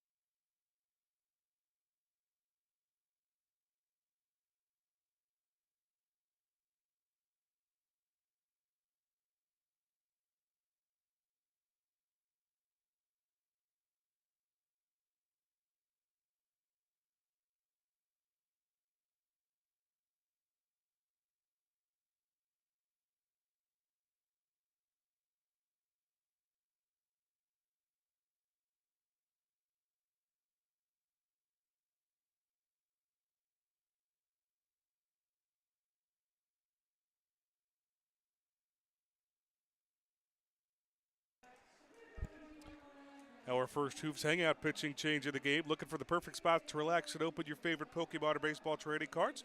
Visit former Reds reliever J.J. Hoover at Hooves Hangout today at 405 Washington Street, Suite D in Alexandria. It's Washington, the first time that we have seen Michael O'Hanlon on the weekend. We mentioned it. High leverage guys have been burned in the first 2 games of this series for the Wild Things. So with a 2-run lead and now 5 innings to cover, this could get a little bit interesting. It's 7-5 Washington as we've reached the bottom of the 5th and the heart of this Florence lineup due up. 2-3-4, Blomquist, Zeisler, and Broussard. You'll see Blomquist hit first after that spectacular defensive play he made to get out of the top of the 5th.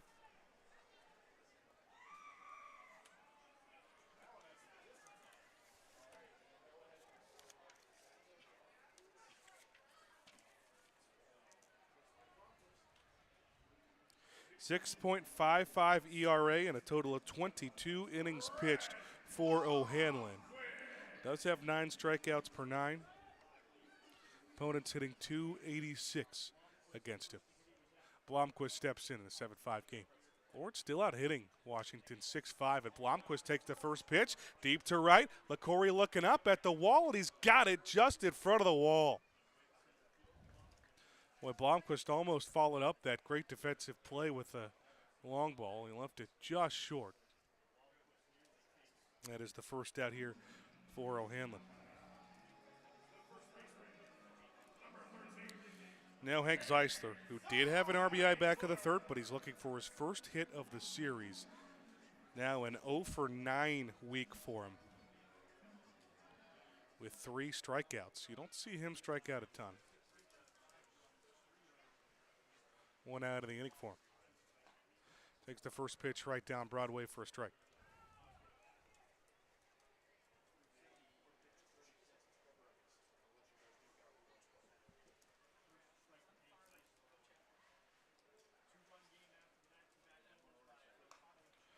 Fastball up and away.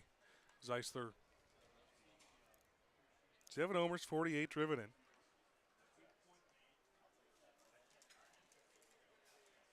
Still hitting about .350 on the season despite the 0-for-10 slide. Goes after a fastball way outside. 90 miles an hour, similar profile to Metella, the starter for Washington, and now O'Hanlon.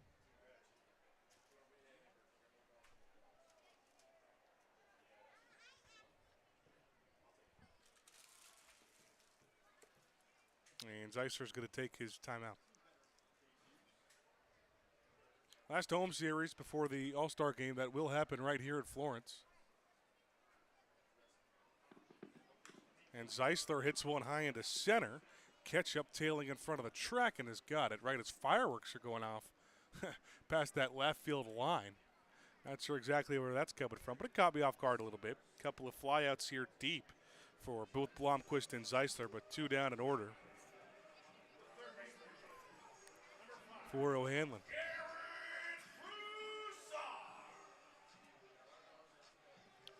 It's 2 and 3 down to the order. Now, on one hand, you think to yourself, all right, Florence has burned a lot of, or Washington's burned a lot of their relievers, but Florence just hasn't been able to hit anybody in the bullpen these last couple of series. Throwback from Sullivan is low again. Nobody on base, you don't have to think about that as much, but that is how that bottom of the 4th ended. Check swing, cold strike on the outer corner. Jackson Tucker scored on an error on a throw to 3rd. And Sullivan had a couple of miscues thrown back to the mound.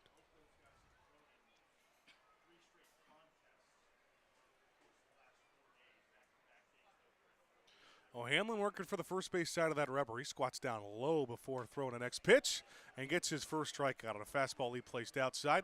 Broussard went after it. A 1-2-3 inning. In the first inning of work for O'Hanlon, we go to the 6th. Washington keeps that 2-run lead. The Frontier League Network powered by HTN.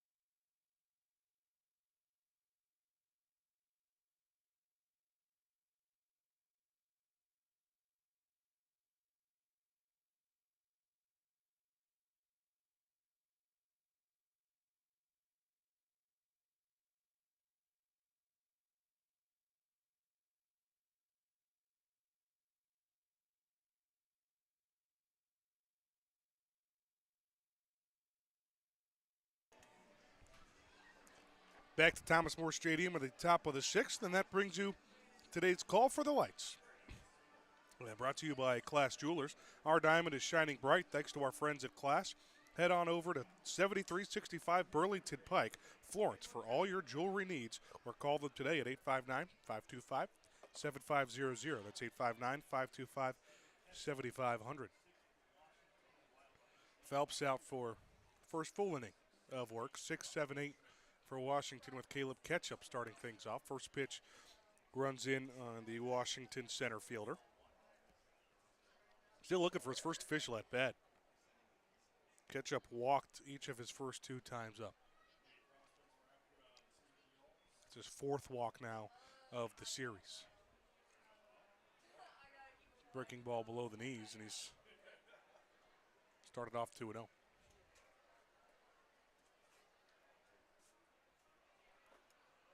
Well, Phelps hadn't really shown the ability to give too lengthy appearances, but 3 innings last time out against Mississippi, fairly efficient in those 3 innings. So we'll see what Toby Hall's plan is. There's nobody throwing right now in the Florence bullpen, but there's definitely some movement, and it looks like Angelo Pahilla and some reliever are walking over into the left field bullpen.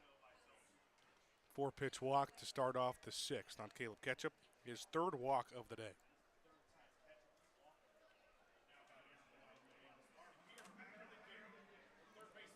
(7-5) Washington lead.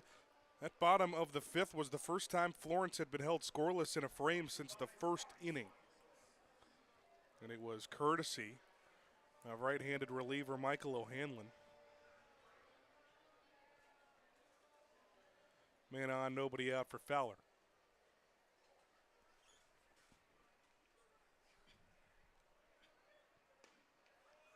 First pitch just below the knees. O'Hanlon watches it go by. 5 straight balls to start the 6th inning for Phelps.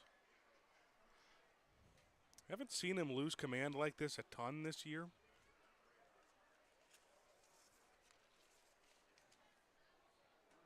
Last 5 appearances, total of 5 walks. Fastball misses down. That's 6 straight balls.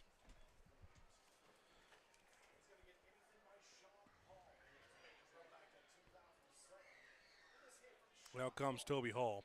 We see these, what feel like early mound meetings from Hall. When he maybe sees something. Obviously now trying to calm his righty down after throwing 6 straight balls. But we do see, more mid-AB pitching or mound meetings from Toby Hall than you will from most coaches.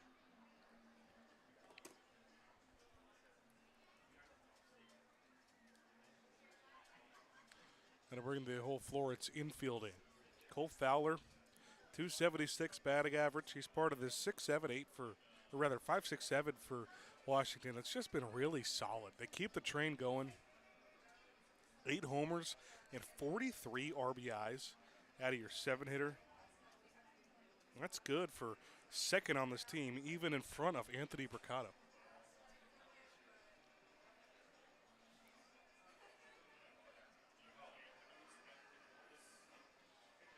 Hall back to the Florence dugout.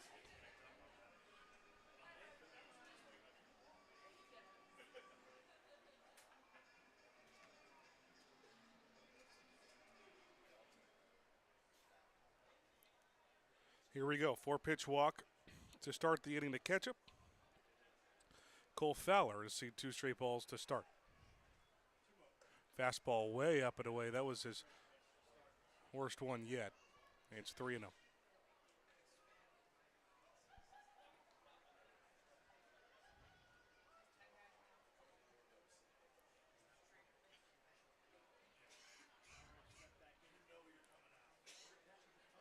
Washington's had their fair share of sweeps this season, obviously. That daunting 36-17 record. Hit me over pitch right down the middle of the plate. Phelps finally finds it on his 8th pitch of the inning. But Washington's still yet to sweep Florence this year. Season series belongs to Washington by a score of 5-3. 3-1 pitch is a chopper right in front of the plate, picked up by Phelps. Throw to first, got him. Runner moves over to second. Catch up at scoring position now, but boy, Phelps needed that. Yeah, that was a really good play. One I've seen, a lot, and I think the Phillies would have loved to have Phelps on the mound in the NLDS. Orion Kirkring. Yeah, that's the play. We had a conversation about that yesterday, yeah. Well, you'd love to see that play. I'd go as far. I'd love to at least see the decision to throw to first base from Kirkring. Runner takes off for third pitch inside, but Beetle mishandles it, loses the ball. A slide at a third head first, so Ketchup really had no idea or chance to run home. And Beetle almost threw it away, giving it to Phelps. It's the second time today where Beetle doesn't need to throw that ball back, and he's almost gone wild. I've seen some weird plays from the catchers today. This is not a good baseball game. A lot of unearned runs. A lot of unearned runs, a lot of just mistakes. I mean, is it ever good pitching if you have 5 home runs? 1-0 is Billy Sullivan, fastball up and in. And Sullivan gives a little nod of approval after that pitch inside. We've seen those side shuffles from him. Hitting just .226 on the season. Got helped a little bit by a 1-for-4 day yesterday with an RBI. Infield comes in for Florence with 1 out and a runner on third. And right back to it, Phelps is on 3-0. Glad you're learning something from me, because that's absolutely something I would say. Little get showing up, huh? He's at 226. Just reading the stats. 4-pitch walk. That is Phelps' second 4-pitch walk of this inning. And he had Fowler up 3-0 before that ground out to first. Now Florence got to start thinking about the bullpen before this gets out of hand. Toby Hall back out for the second time, and this will likely mean that's it for Phelps.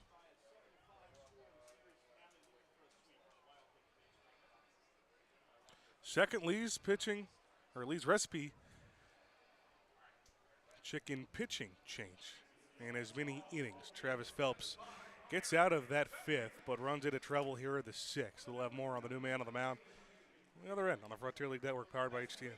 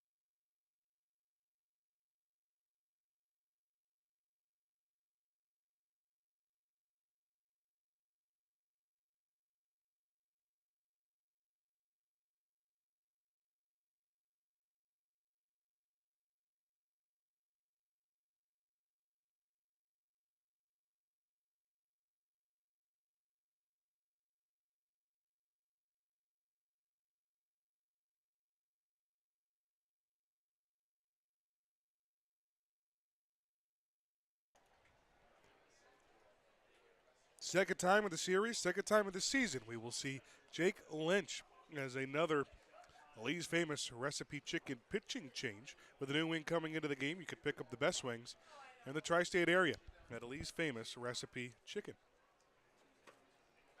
Lynch looked pretty good his first time out. That came in game 1 of the series back on Tuesday. Pitched just an inning. It was a 1-2-3 inning. This one's punched down the right field line, tailing foul, and it is called a foul ball. Boy, that was close. If that's fair, that is a home run.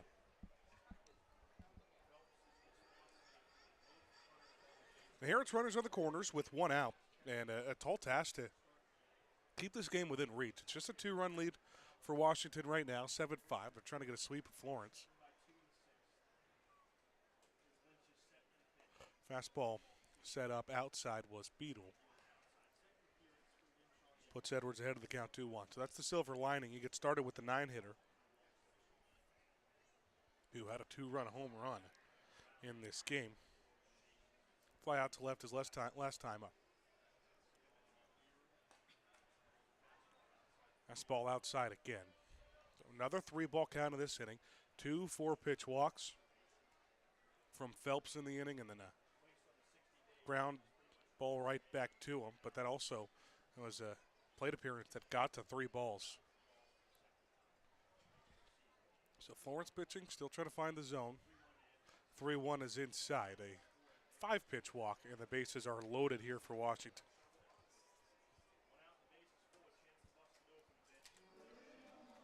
Maybe the most frustrating part about that is the fact that it comes against the 9-hitter. You walk back-to-back 8 9-hitters who are hitting .226 and .215. Hitting out top of the lineup, Antonio Monroy. And another sacrifice situation for Washington and a chance to do much more. In a 2-run game, Florence still out hitting Washington 6-5.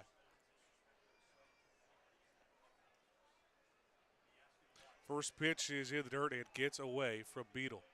Catch up, jogs on home, and Washington gets that lead up to 3. Sullivan to third. Edwards to second. 2 in scoring position still for Washington, with just 1 out and an 8-5 Washington lead.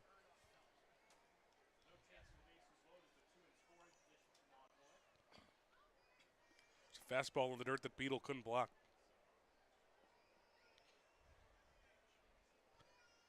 Infield comes in for Florence with the double play chance being eliminated. That one goes behind the batter. And now Sullivan comes around to score. Couple of wild pitches, and Washington now takes a 4-run lead. It's 9-5 at the top of the 6th.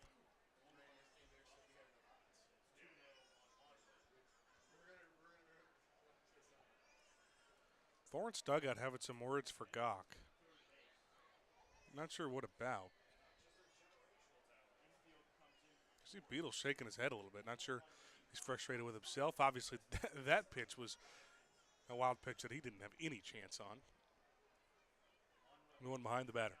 Still a runner on third. He's the only runner now with 1 out. Foul back for Monroy. It's the first strike of the AB.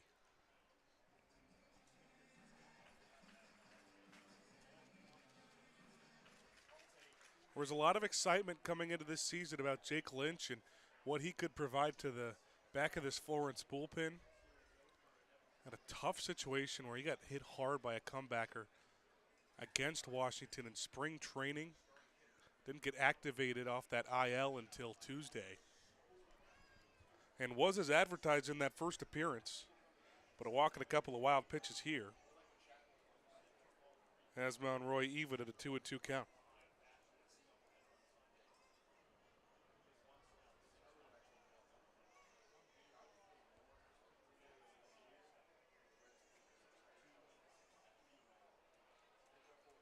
Time taken by Monroy.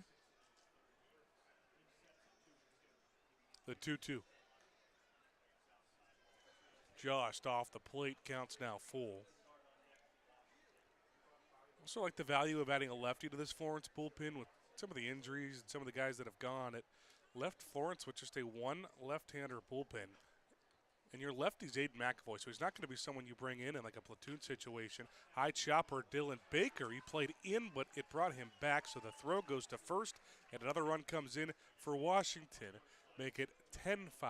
Wild Things in the top of the 6th.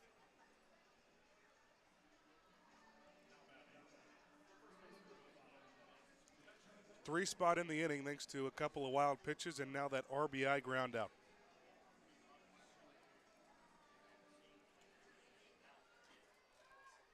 That'll clear the bases, now 2 outs for Rosengard. And a lefty on lefty matchup. First pitch is a ball below the knees. 0 for 3 Rosengard, but was a victim of a beautiful play by Hank Zeisler over at first base. On his most recent out, go with a fly out at a double play. 2-0.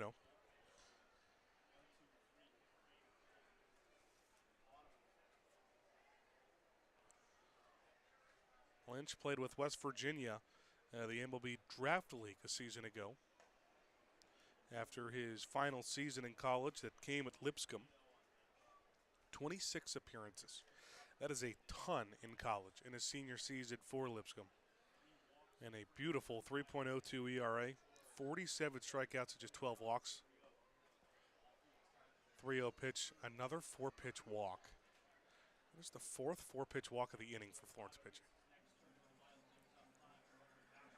Just as they cleared the bases, they'll get a man right back on first. Still 2 outs of the inning. 1 pitch will get him out of it, but now you got to deal with Anthony Mercado, Andrew Check on deck. Those two went back-to-back for each of their 16th homers of the season.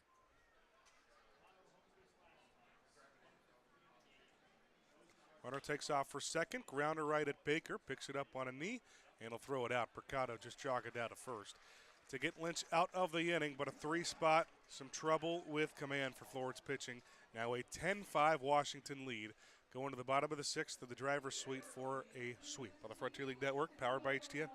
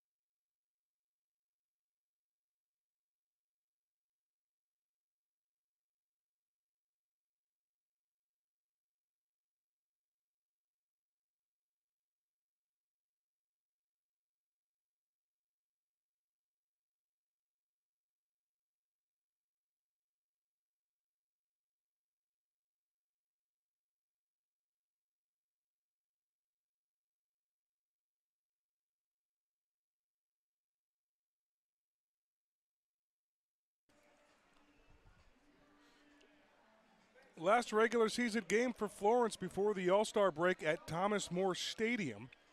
They'll head to Joliet to finish off the first half of the season. By technical terms, the exact half point of the season actually came yesterday, game 51 of 102. Their 51-game record of the first half, 26-25. It's close to 500 as you can be in 51 games. Threat of dropping to 500 for the first time in a very long time. I think since the end of May, if I'm not mistaken. Trailing 10-5 in the bottom of the 6th against the first place Washington Wild Things.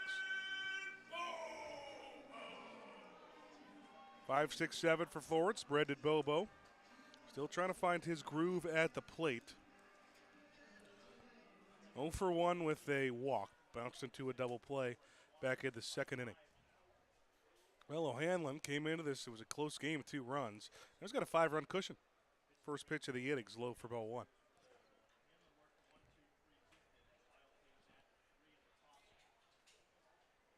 Bobo not getting the start yesterday.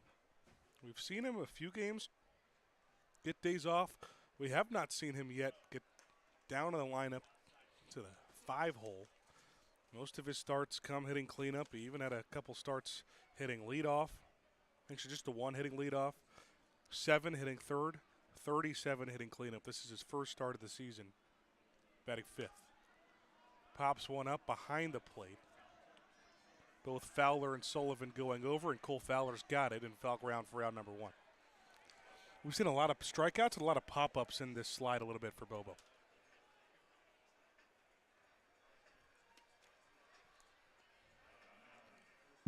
Put out here with Marcus Brodell coming up.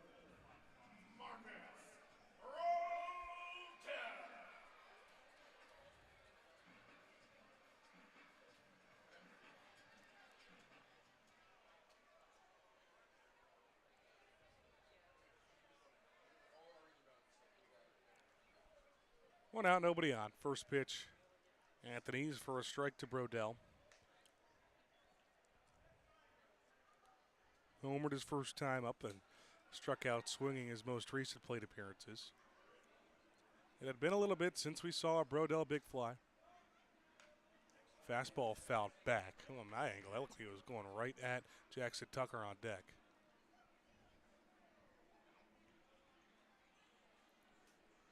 But again, Florence just struggles against bullpens of opponents. Now against Washington, they are a team that traditionally has a very good bullpen. No chance on that throwaway fastball up and away. Well, Hanlon was kind of treated as a long relief guy towards the beginning of the year. 2 appearances in the middle of June, a 4-inning appearance and a 3-inning appearance. Just been 1 inning each of his last 2 times, and he gets Brodell out on strikes for the second straight at bat for Marcus Brodell. 2 down in order in the 6th.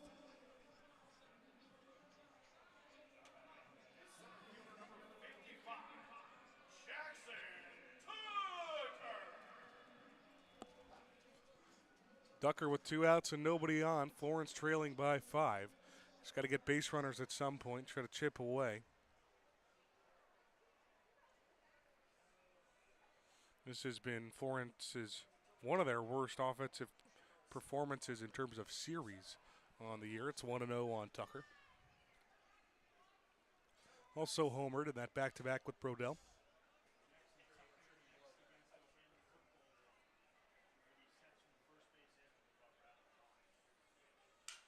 This one's laced back up the middle, through for a base hit, bouncing into center. Tucker has himself a 3-hit day, and he's a triple shy of the cycle. Bright spot for the Alls. Still 2 outs, but the inning kept going. Dylan Baker now a chance.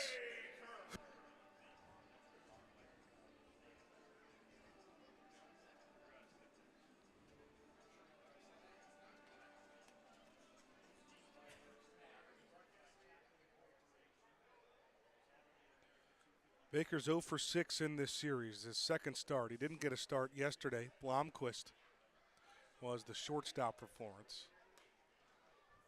Fastball left a bit off the plate, but a fly out and the ground out to third today. He's come back down to earth a little bit after that long road stretch. Actually treated Baker really nice. Not quite the win-loss column for Florence, but for Baker individually. Throw to first, Tucker not too far off the pack.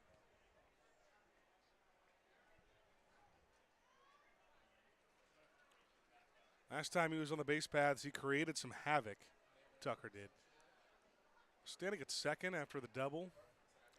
Noticing that Sullivan had some troubles getting the ball back to the mound. He stole third with 2 outs, and it throw sailed into left field. Line drive and a diving play at shallow left by Edwards.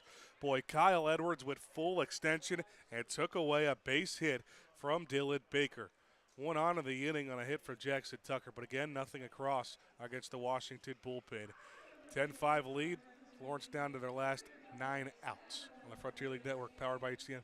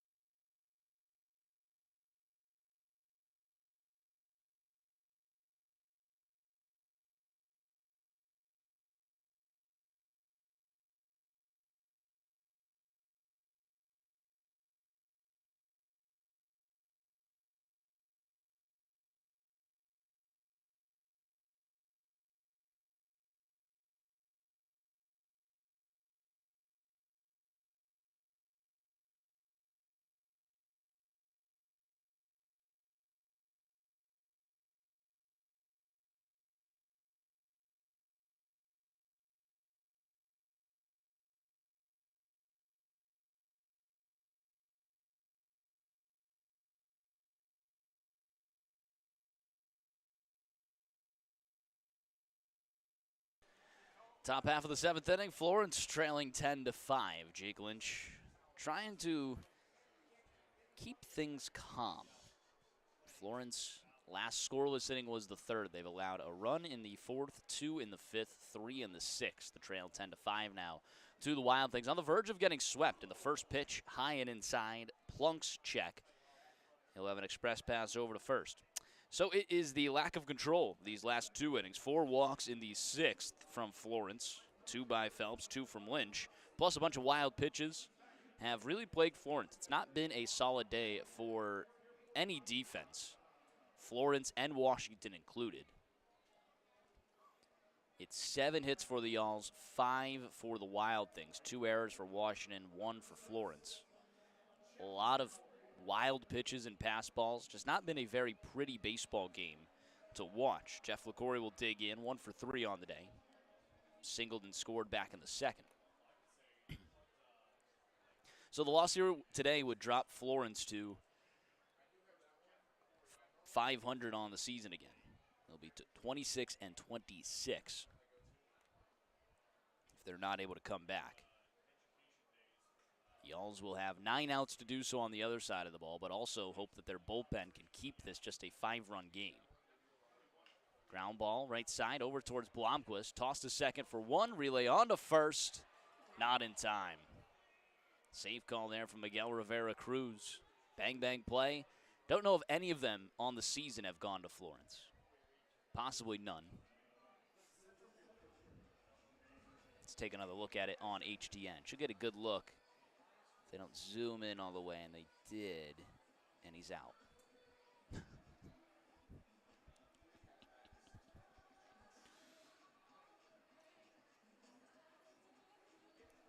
Bang, bang play. Tie goes to the runner, I guess. Fielder's choice for 6, able to get the lead runner. LaCorey will swap places over at first. Now it's Caleb Ketchup, and he has had the bat glued to the shoulder. 3 walks on the day, 3 runs scored. Has not had to do anything at the plate besides just watch it go by. And he starts off there with a 1-0 count. The 1-0. Misses downstairs, 2-0.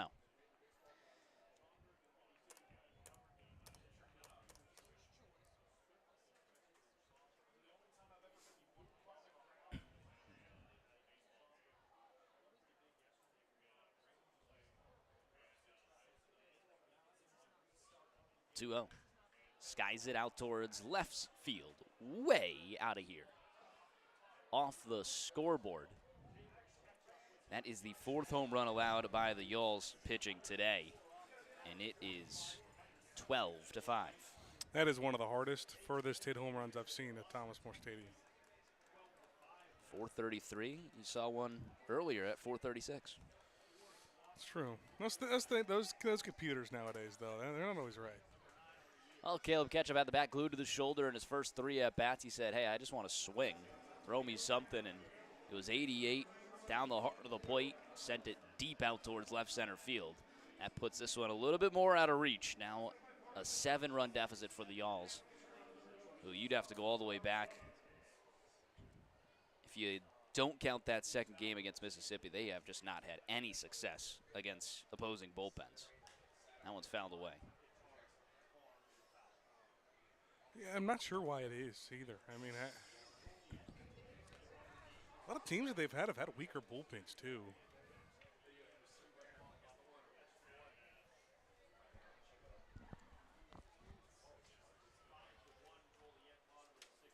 Oh, 1. Punched over towards the shortstop. Dylan Baker able to get that on a looping line for out number 2.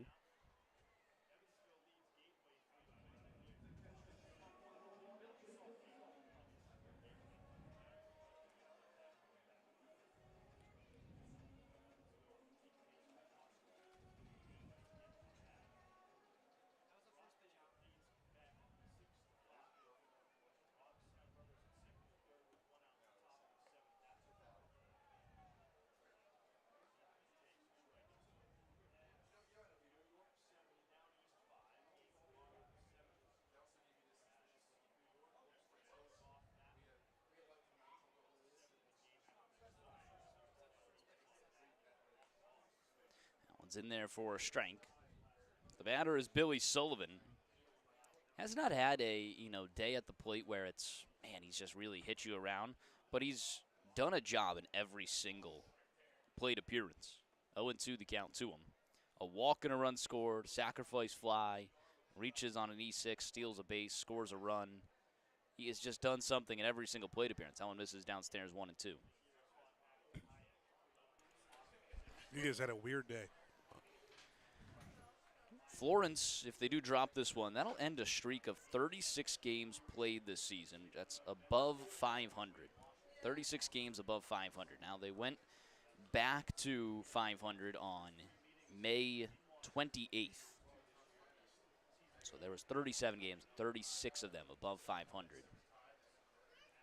This one looking ever closer to getting you back to 500. Getting you back in a bad way. Yeah. So it'd be 36 games. And then if you take the rest of the games I've called in my 3 seasons here, only 7 of them were above 500. All of that was in 2024.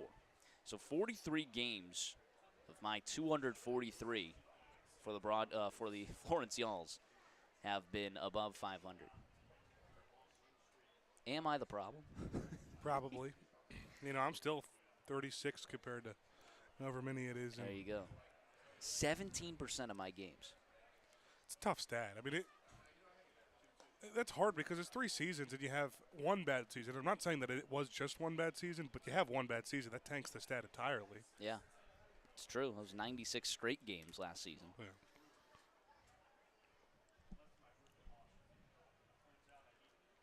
It was fun. It was fun to be 36 games over 500, though. Not 36 games over 500, but 36 games that's what being above 500. That's what Washington's heading to right now, it feels like.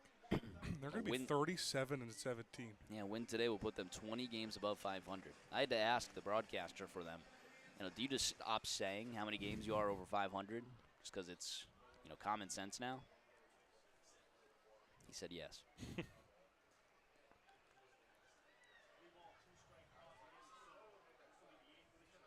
Lynch trying to find it. Payoff pitch, punched out towards left field. Should be hanging up for Rushford. He's called off by Tucker late, who's able to make the grab with just a little bit more of excitement.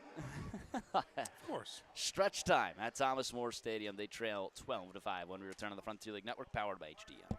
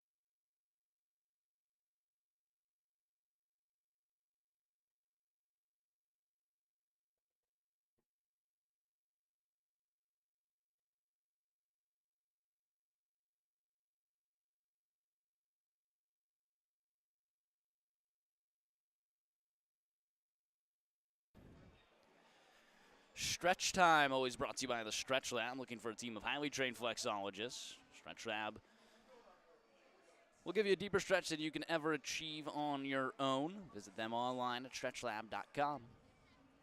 Florence trying to get things going offensively. They went back and forth, put up a good fight. It's been the long ball that has beat them on the other side of things. Now 4 home runs for the Wild Things, as the Y'all's pitching staff is in a bad trend of not being able to keep the ball in the ballpark. For Florence, it'll be Zach Beadle, Milo Rushford, and Brett Blomquist. Still trying to get things going against Michael O'Hanlon, who's now into his 3rd inning of work of just lights-out baseball against Florence. The lone hit was Jackson Tucker. And you're putting them in a really good spot, too, when they've used they're high leverage guys the first 2 games of the series, and you let somebody like O'Hanlon just cruise and take up a lot of the innings here. First pitch in there for a strike to Beetle, who's 0 for 2 today, reached on an error and struck out as well. We are joined here in the press bucket by Kurt Kramer. Kurt, you said you've had a pretty crazy day today as well. 0-1 in there, 0-2. It has been a scorcher here at Thomas More, yeah. but ladies and gentlemen, the moment has arrived. We are at that point for Rip That Pack. You know, it's especially good for Rip That Pack when you're down 7 runs. It's probably the best time for Rip That Pack. It's a bright spot in the game.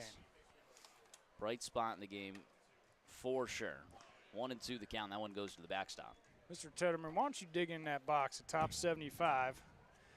We haven't had much luck on this one. You know, I'm gonna go right side here today. It's coming. No, we have not.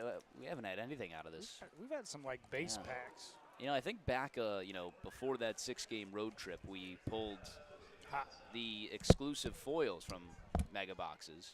And you pulled that auto. That wasn't from this, though. Platinum? Yeah, that was in the Platinum. Here we go. We finally get that exclusive foil back. Yeah, there we go. So let's see what we can do. Braxton Ashcraft, an all-star season for the Pittsburgh Pirates. That's how we start. Another Pirate, rookie card, Hunter Barco. Oh, there's Shohei. There's a Shohei pitching. Yeah, you're a big Shohei guy. Why don't you you're take the that man. base card? Yeah. Thank you, sir. Big swing and a miss. Sure. Beetle is down on strikes. Second time today. That is the 3rd game for Michael O'Hanlon. We get James Zoutman. I will say all the Ohtani cards I do have, I don't have any where he's pitching. Really? They're all about they're that? all batting. Max Scherzer. Then we get Muscle Men, Pinstripe Pals, Fuel New York. That's Aaron Judge and Cody Bellinger. Muscle Men. Milo Rushford, the lefty, up the plate. His first time facing O'Hanlon. It's actually the last person O'Hanlon has not faced. It's the nickname they gave the Florence broadcast booth. Muscle Men. That's right. Jake Bowers, decent season with the Brewers this year. Now Trey Savage on the rookie card. 0-1 misses outside. What an incredible season he had last year, starting off in single A and working every single bit at every level, and then debuting late and then pitching in every single playoff spot, including starting the World Series. Pretty incredible. That's insane. 1-1 fouls it away. What a ride. Tanner Gordon. Then we get Mike Burrows, and our exclusive foil will be Jarren Duran on the top 75th anniversary, as well as a Pete Alonso stars of the MLB. So all pretty much base there, but did get back to that exclusive foil. Jarren Duran having a down season for the Red Sox. I'm into something here, so I got to beat Jalen Duran. You got to beat a Jarren Duran foil. We got 2 team cards. The Yankees. Griffin Conine I broadcasted. He called me the other day and said, "Tell you hi." He was with the Pensacola Blue Wahoos. Cade Brown, rookie, and Paul Goldschmidt, and Max Muncy, future stars. Rushford a swing and a miss. Back-to-back Ks for O'Hanlon. That's his 4th on the day. It is a Derek Jeter. This is a AL batting leaders. Oh, and you got the hollow foil. Nice. I got to go with a Jeter over. I got to say that's way better than Jarren Duran. You think Derek Jeter's better than Jarren Duran? Yeah. Just a little bit. Just a touch better. Just a touch Just better. a Hall of Fame vote better. Certainly a good win for Kurt Kramer. I'm a big Jeter guy. Well, that's rip that pack. You know, right on cue, you say, hey, didn't get any of the hollow foils, and we pick up 2 here. Kaboom. Kaboom. Kaboom. It is now You know, I'm a 9-8-4. 9-8-4. I'm It's a close. Yankees. I have a love-hate with the Yankees. Why is there any sort of love in there? It's a fair point, Ben. I'm a big Mickey Mantle fan. I got the privilege of meeting Mickey Mantle when I was a kid and hanging out with him for about 10 to 15 minutes. That was great. It was all the players I've ever met in my life. Mickey Mantle, hands down. The best experience I had meeting a professional ball player was Mickey Mantle. Yeah. Took the time to talk to me and everything, a class act, because he's the Mick. He's the Mick. But, yeah, I mean, Jeter, another one of my favorite players, but he's a Yankee. You know, it's hard to like them Yankees. Off speed in there for strike. Bends in at 82, 24.89 on the spin rate. It's a 2-2 count to Blomquist. 2 away with the bases empty. Bottom of the 7th, the Y'alls trail 7, 12-5. Now, not so much of a sore spot for you Phillies fans. You know, you got a nice big market there in Philadelphia. 2-2 called strike 3. Why don't we save that thought for maybe never, but let's go to the top of the 8th when we return to the Frontier League Network, powered by HDN.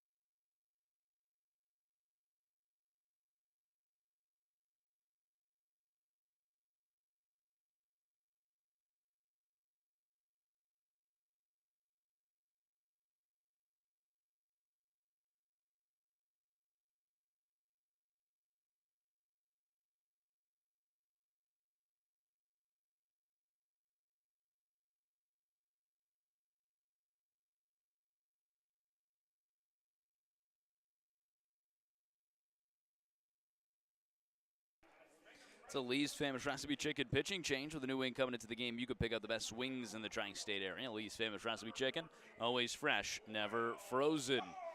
Florence here on the top of the 8th, trailing 12-5, on the verge of being swept from the Washington Wild Things. But it's another time where you can look at the bright side. It is Will Karsten on the mound, making his season debut, fresh off the inactive list. Karsten is dealing with a little bit of a shoulder injury, something in the labrum, where stopped his preseason, obviously started him on the IL. Florence moved him over to the inactive list once, you know, that list on the IL did get very full at capacity at some points this season. But now seems to be healed, and he's ready to join this bullpen. First pitch is a 2-hopper over to third. Garrett Broussard fields it cleanly in 5-3 on the put away. You got to like what you see so far. 1 pitch, 1 away. Pretty good start. And something that Florence just kind of needs right now, more bullpen depth. With a lot of the injuries, it's a very welcome sign. What's another good thing, too, is that it brings in another viewer, Kyle Karsten, one of our longtime supporters of Tettemer Trivia. Got to meet him last year. He'll be back on the broadcast. It's always good. Will Karsten out of San Antonio, Texas, was one of the better pieces in the bullpen last year for Florence.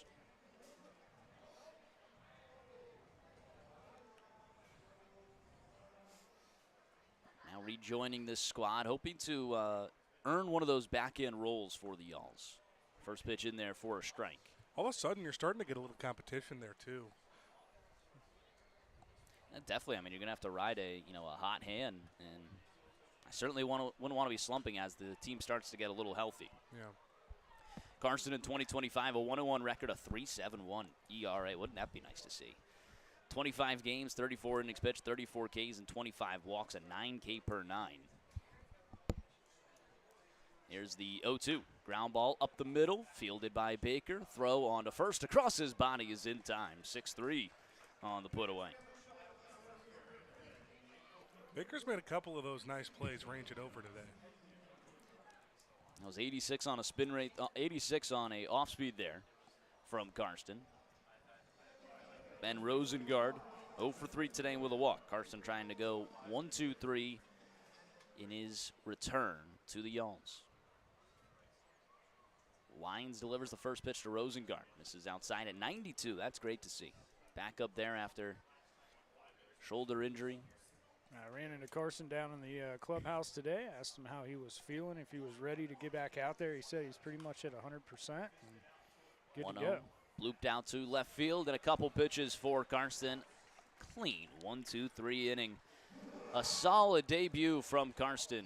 Heading to the bottom of the 8th. Florence trails 12-5. You going to stay with us? You know what? It is so hot here at Thomas More that I'm going to have to do an old sign-off for some cold, tasty beers. Gentlemen, thanks for having me in booth again. Another great episode of Rip That Pack. We're on the road and back for the All-Star game, which we will be in Rip City that night. I will not allow us to rip less than 2 a night.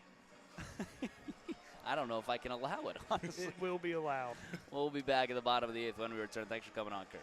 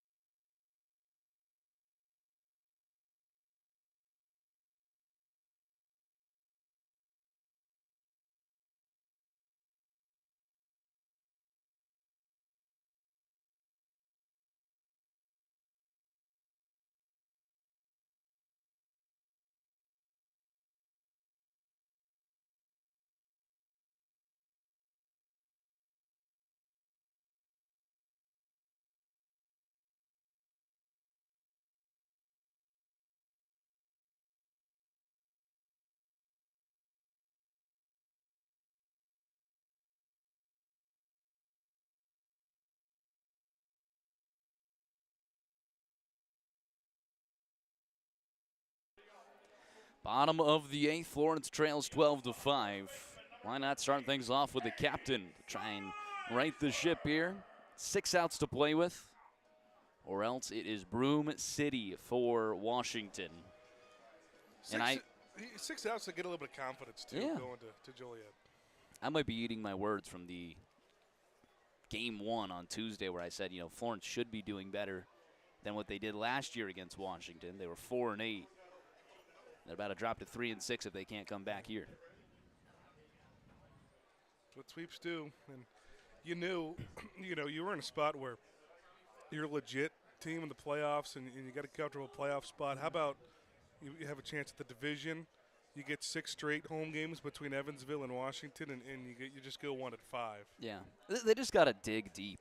I know everyone's, I guess they're somewhat tired heading into the All-Star break. It just seems that way. Everyone's ready for that midway season. Not going to get much. I mean, 7 of your players are playing in the All-Star game, and obviously it is happening here at Thomas More Stadium. But got to dig deep. A 4-game series against Joliet. They really had your number the last time you went there. You don't want to keep this slide going into the All-Star break because that one's sky deep out towards center field. Ketchup all the way to the wall. He is there and makes the grab. A deep fly ball from Hank Zeisler. And just a long out number 1, 392 on the distance, 104 off the bat. I guess that's the way things are going for Florence. It is, and felt like Hank finally got one. It's been a little bit, but this Washington team, I mean, they continue to do it. And how about Michael Hanlon? Man, we mentioned Florence just brutal against the opposing team's bullpen in recent games, but this is something else. Michael Hanlon's gone 3 shutout, now 3 1/3 with 5 Ks. He struck out the side in the 7th, just dominating the Yalls. Guy that's, not the high leverage spots that we've been talking about. Yeah. 1-0 as Broussard cranks one out towards left field. That's going to bounce in front of Mercado. That's the second hit against Hanlon. And Broussard picks up a 3-hit day. It's another bright spot for Florence today. Yeah, he tends to do this. It's when Florence scores 15 runs, it's not like he's the one who's going 5 for 6. But when they're not having a great offensive day, he's also usually, 1 for 4, 2 for 4. Yeah. Just steady. See a lot of guys kind of ebb and flow with how the team's performing. That's not Broussard. Been a reliable piece at the plate. Brendan Bobo trying to join him. First pitch is downstairs at 87. Now, I say that knowing he has a share for the league record in hits in a single game with a 6-hit day earlier this season. Also had one of my favorite pieces of the season, that go-ahead home run against New Jersey, erasing that 10-run deficit. Obviously, that's outshined by the Tucker walk-off, but that was, just as electric. Yeah, absolutely. 2-0 the count to the Y'all's right fielder, Y'all star. I'm interested to see who's going to be in that home run derby. 2-0 ground ball right side, fielded by the first baseman. Tags first for one, throw on to second is in time. It's the second time Bobo has grounded into a 3-6 double play. This time it'll end the inning in another unconventional 1-2-3. Heading to the top of the ninth, 12-5 Washington. When we return on the Frontier League Network, powered by HTN.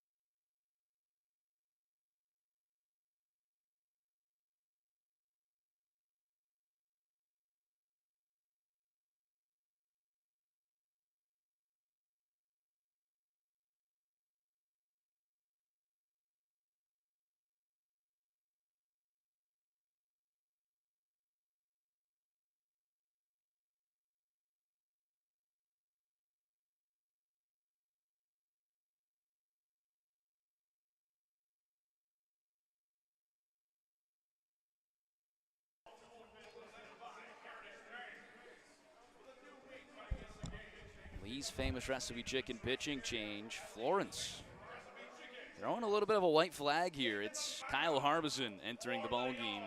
7-run deficit in the ninth. They'll go to a position player against the heart of the order for Washington. Anthony Bricado, Andrew Check, and Jeff LaCorey. 3, 4, 5 due up. Harbison, the all-star, not an all-star pitcher, but the all-star catcher. He's done a little bit with his arm that have got him that all-star nod. Yes, he has already pitched this season. And you brought up a good point. I'm over here like, man, I'm kind of just giving up on a 7-run lead.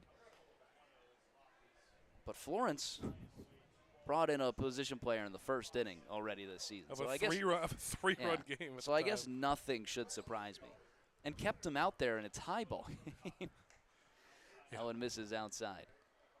And, I think what makes this decision a little more understandable is the fact that you're about to play 4 games out in Joliet. A doubleheader on Saturday. Well, I told Kyle Dawson if Harbison strikes out both Bricado and Check that he could broadcast the All-Star game. And thankfully, that was just a 4-pitch walk. Harbison heard that, didn't want anything to happen. Yeah, he was looking out. Already a runner on first. It's just another walk for this Y'all's pitching staff that's had a lot today. Now their 8th walk. That one's in there for a strike to Check. Yeah, that one was extremely high from Glad Akira Gaka's getting it. Maybe we should just start calling everything here. 0-1, skied high and deep down the right field line, but well foul. Wow. That he didn't break a sweat on that swing. Is this a tryout to be the home run derby pitcher? Maybe. Might be. Maybe. Well, he certainly didn't get the nod for Bricado. 0-2. Swing and a miss. He got him. 68 dotted outside. They tossed the ball to the dugout. Schoenfeld got his first win on the mound. Harbison getting a strikeout. Well, now I'm really glad that Bricado walked because I would have been eating my words. Could you imagine? Yeah, Rory, you're done. Enjoy the week off. That would have been a tough one to explain. Everyone in the front office. We do have good news, though, is that the Phillies did take down the Reds 1-0. And the good news is? That one skied out to center field. Jackson Tucker all over it for out number 2. Tell you what, Florence has had appearances from their position players that have significantly been better than some of their bullpen pieces, especially in that game where that was chaos in Kentucky. The 3 position players had far better outings than the actual pitchers that were in that game trying to protect the lead. That was remarkable. That was indeed chaos in Kentucky. Against another offense that has a decent amount of offensive all-stars, Windy City. Ground ball left side over towards Broussard. He's going to 2-hop it over to first, and that will end the inning. Should have put him in earlier. Kyle Harbison with a walk and a business effort after that. 1-2-3 after the leadoff walk. We head to the bottom of the 9th. Last chance for Florence, trailing 7 when we return to the Frontier League Network, powered by HTN.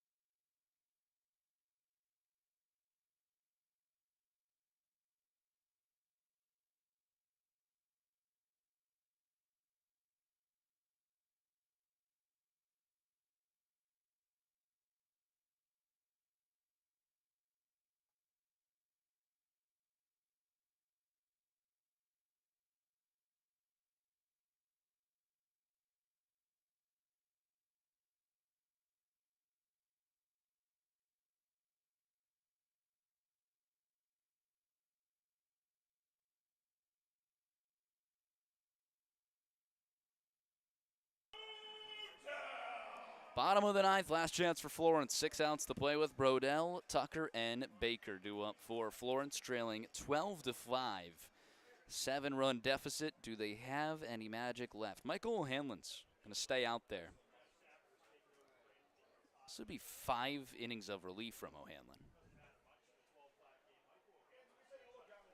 I mean, that's amazing. He's going to get the win. He's going to get the, yeah, he's in line for the win right now. The loss would be Bargo. That'd be his first loss as a Y'all. Chased in the 5th inning after back-to-back home runs. That one's skied out to deep left field. Sabater on the run towards the wall, and he overruns it.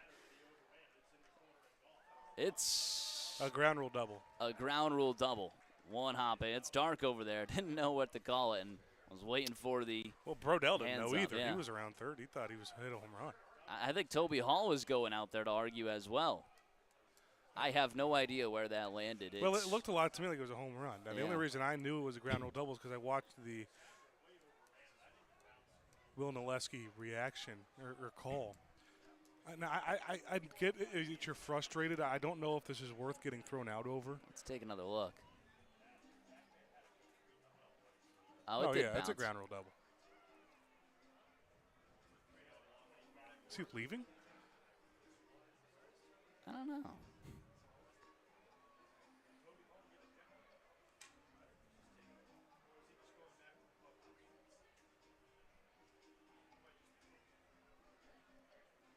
I honestly have no idea. Yeah, Toby Hall did just.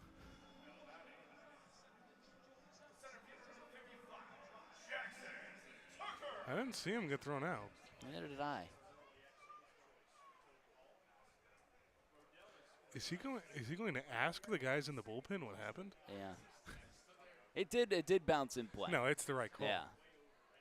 It did just overrun. Either way, it's a double for Brodell. He'll take it.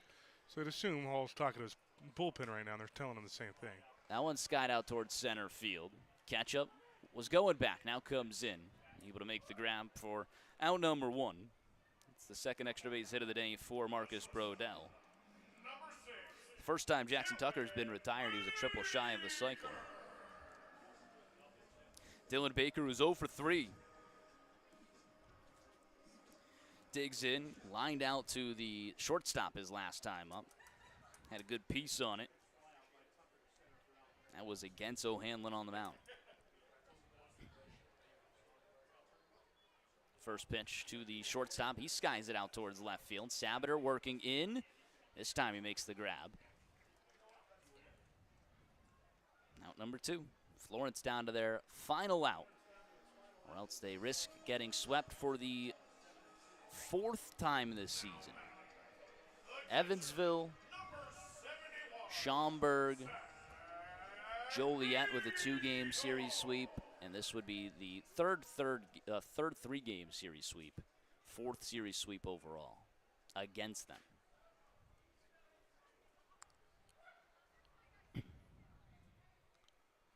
I think just 2 sweeps in their favor.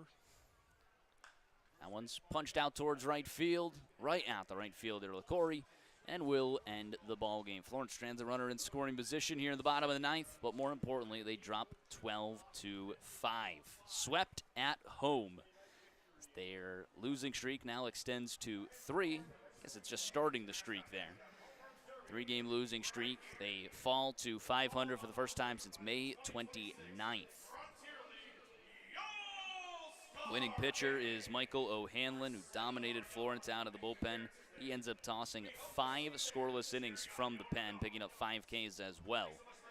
And no walks, just 2 hits.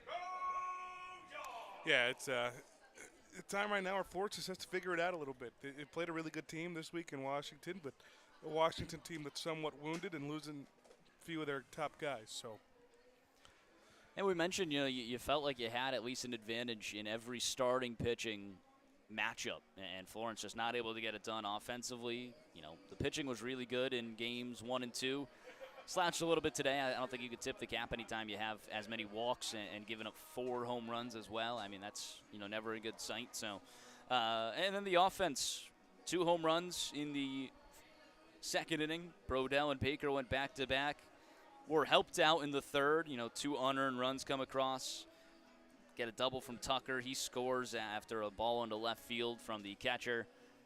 Helped out a little bit more on that one as well. So they really just got to dig deep in Joliet. Again, we were saying it's a team that had your number the last time you were there, and it's 4 games until the All-Star game.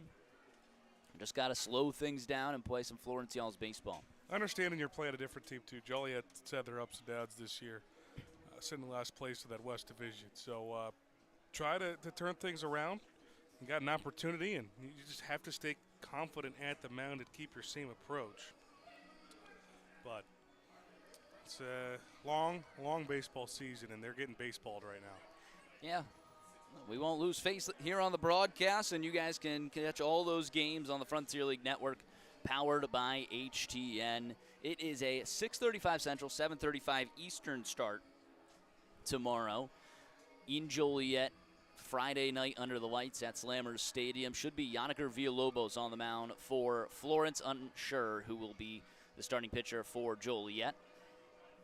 Then it will be a doubleheader on July 11th. So that Saturday game, you can already start to think about your plans if you want to, catch up to some Florence Y'alls baseball. A doubleheader for the Y'alls on Saturday, and Sunday it will be a 1 p.m. game for Florence. It is almost time for that All-Star break, and that's the next time you're going to see or listen to Ben and see us here at Thomas More Stadium. And how excited are we? Next Tuesday and Wednesday, the Home Run Derby and the Frontier League Y'all-Star game.